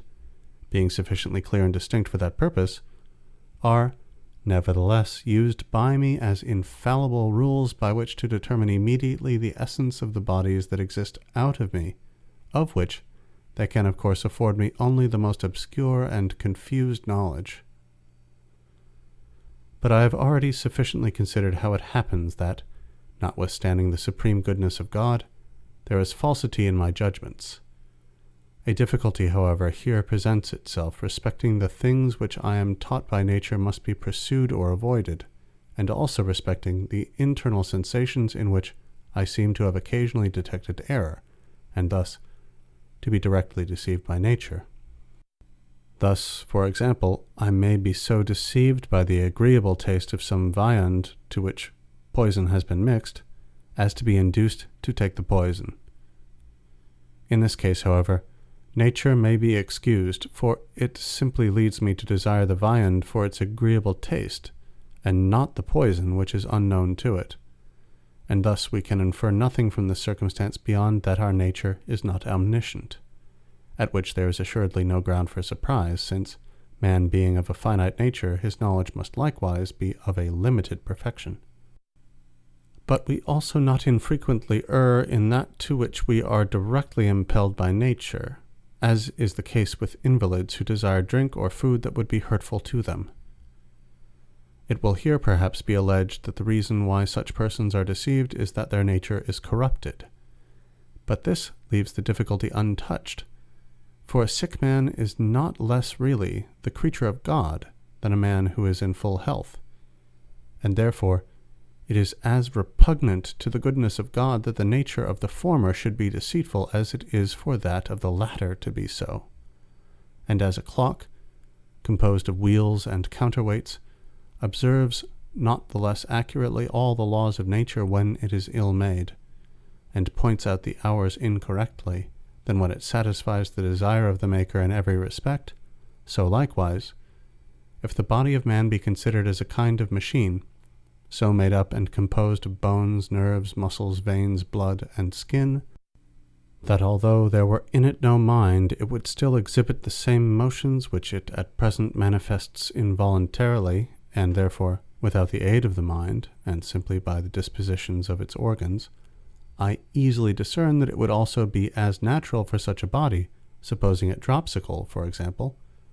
to experience the parchedness of the throat, that is usually accompanied in the mind by the sensation of thirst, and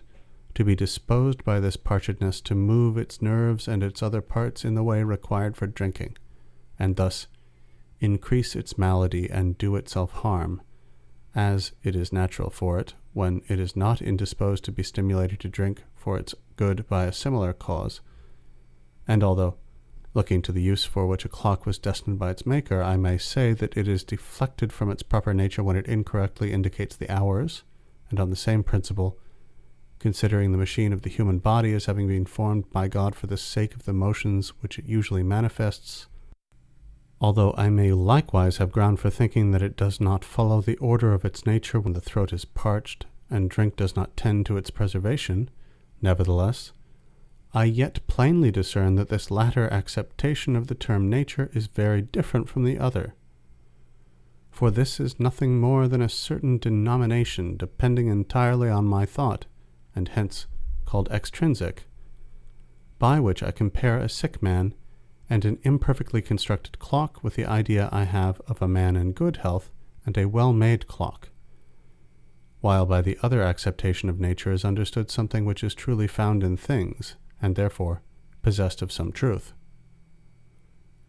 But certainly, although in respect of a dropsical body it is only by way of exterior denomination that we say its nature is corrupted, when, without requiring drink, the throat is parched, yet, in respect of the composite whole, that is, of the mind in its union with the body, it is not a pure denomination, but really an error of nature, for it to feel thirst when drink would be hurtful to it, and accordingly, it still remains to be considered why it is that the goodness of God does not prevent the nature of man thus taken from being fallacious.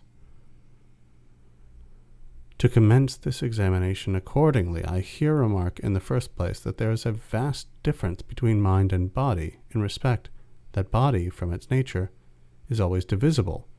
and that mind is entirely indivisible. For in truth, when I consider the mind, that is, when I consider myself insofar only as I am a thinking thing, I can distinguish in myself no parts, but I very clearly discern that I am somewhat absolutely one and entire. And although the whole mind seems to be united to the whole body, yet, when a foot, an arm, or any other part is cut off, I am conscious that nothing has been taken from my mind.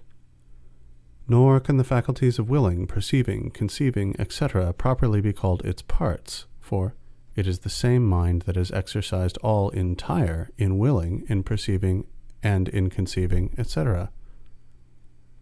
But quite the opposite holds in corporeal or extended things, for I cannot imagine any one of them, how small soever it may be, which I cannot easily sunder in thought,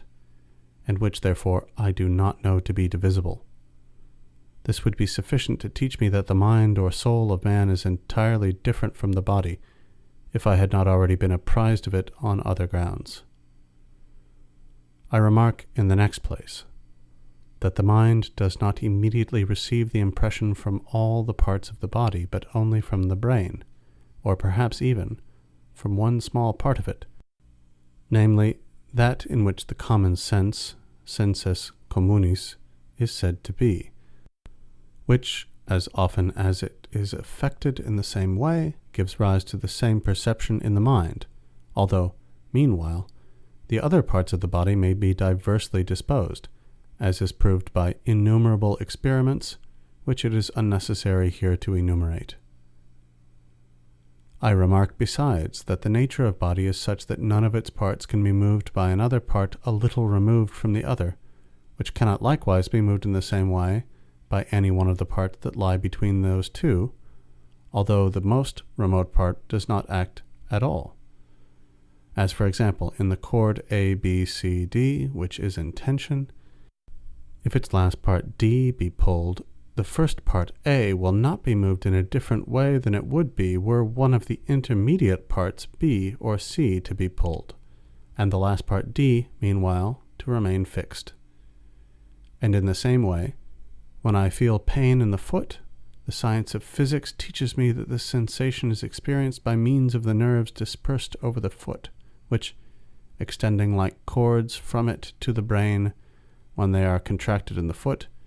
contract at the same time the inmost parts of the brain in which they have their origin, and excite in these parts a certain motion appointed by nature to cause in the mind a sensation of pain, as if existing in the foot. But as these nerves must pass through the tibia, the leg, the loins, the back, and neck in order to reach the brain, it may happen that although their extremities in the foot are not affected, but only certain of their parts that pass through the loins or neck, the same movements nevertheless are excited in the brain by this motion as would have been caused there by a hurt received in the foot, and hence the mind will necessarily feel pain in the foot, just as if it had been hurt. And the same is true of all the other perceptions of our senses. I remark finally that as each of the movements that are made in the part of the brain by which the mind is immediately affected impresses it with but a single sensation, the most likely supposition in the circumstances is that this movement causes the mind to experience, among all the sensations which it is capable of impressing upon it, that one which is the best fitted, and generally the most useful for the preservation of the human body when it is in full health. But experience shows us that all the perceptions which nature has given us are of such a kind as I have mentioned, and accordingly, there is nothing found in them that does not manifest the power and goodness of God. Thus, for example, when the nerves of the foot are violently or more than usually shaken, the motion passing through the medulla of the spine to the innermost parts of the brain affords a sign to the mind on which it experiences a sensation, namely, of pain, as if it were in the foot, by which the mind is admonished and excited to do its utmost to remove the cause of it as dangerous and hurtful to the foot. It is true that God could have so constituted the nature of man as that the same motion in the brain would have informed the mind of something altogether different. The motion might, for example, have been the occasion on which the mind became conscious of itself, insofar as it is in the brain, or insofar as it is in some place intermediate between the foot and the brain, or finally, the occasion on which it perceived some other object quite different, whatever that might be. But nothing of all this would have so well contributed to the preservation of the body as that which the mind actually feels. In the same way, when we stand in need of drink, there arises from this want a certain parchedness in the throat that moves its nerves, and by means of them the internal parts of the brain. And this movement affects the mind with a sensation of thirst, because there is nothing on that occasion which is more useful for us than to be made aware that we have need of drink for the preservation of our health, and so in other circumstances. Whence it is quite manifest that, notwithstanding the sovereign goodness of God, the nature of man, in so far as it is composed of mind and body, cannot but be sometimes fallacious. For if there is any cause which excites, not in the foot, but in some one of the parts of the nerves that stretch from the foot to the brain, or even in the brain itself, the same movement that is ordinarily created when the foot is ill affected, pain, will be felt, as it were, in the foot, and the sense will thus be naturally deceived. For as the same movement in the brain can but impress the mind with the same sensation, and as this sensation is much more frequently excited by a cause which hurts the foot than by one acting in a different quarter,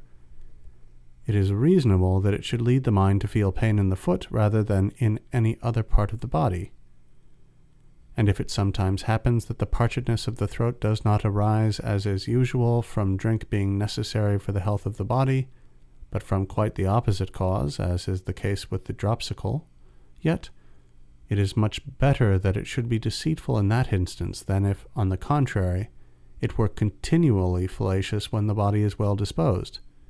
And the same holds true in other cases. And certainly this consideration is of great service, not only in enabling me to recognize the errors to which my nature is liable, but likewise in rendering it more easy to avoid or correct them. For, knowing that all my senses more usually indicate to me what is true than what is false, in matters relating to the advantage of the body, and being able almost always to make use of more than a single sense in examining the same object, and, besides this,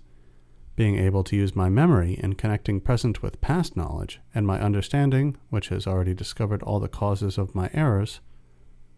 I ought no longer to fear that falsity may be met with in what is daily presented to me by the senses. And I ought to reject all the doubts of those bygone days, as hyperbolical and ridiculous, especially the general uncertainty respecting sleep, which I could not distinguish from the waking state. For I now find a very marked difference between the two states, in respect that our memory can never connect our dreams with each other and with the course of life, in the way it is in the habit of doing with events that occur when we are awake. And in truth, if someone, when I am awake, appeared to me all of a sudden, and as suddenly disappeared, as do the images I see in sleep, so that I could not observe either whence he came or whither he went, I should not without reason esteem it either a spectre or phantom formed in my brain rather than a real man.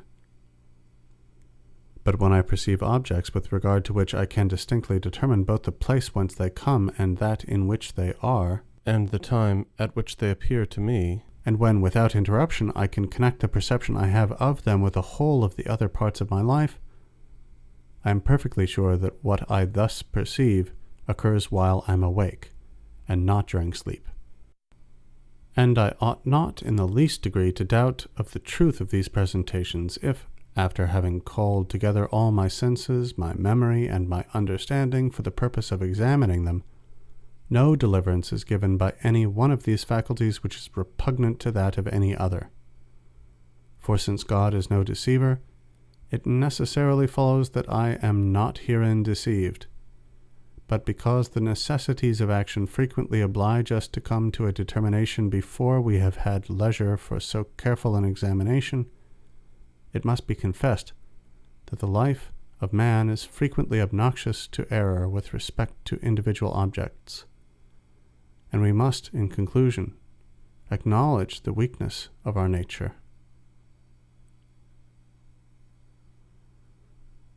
End sixth meditation. End Meditations on First Philosophy by René Descartes.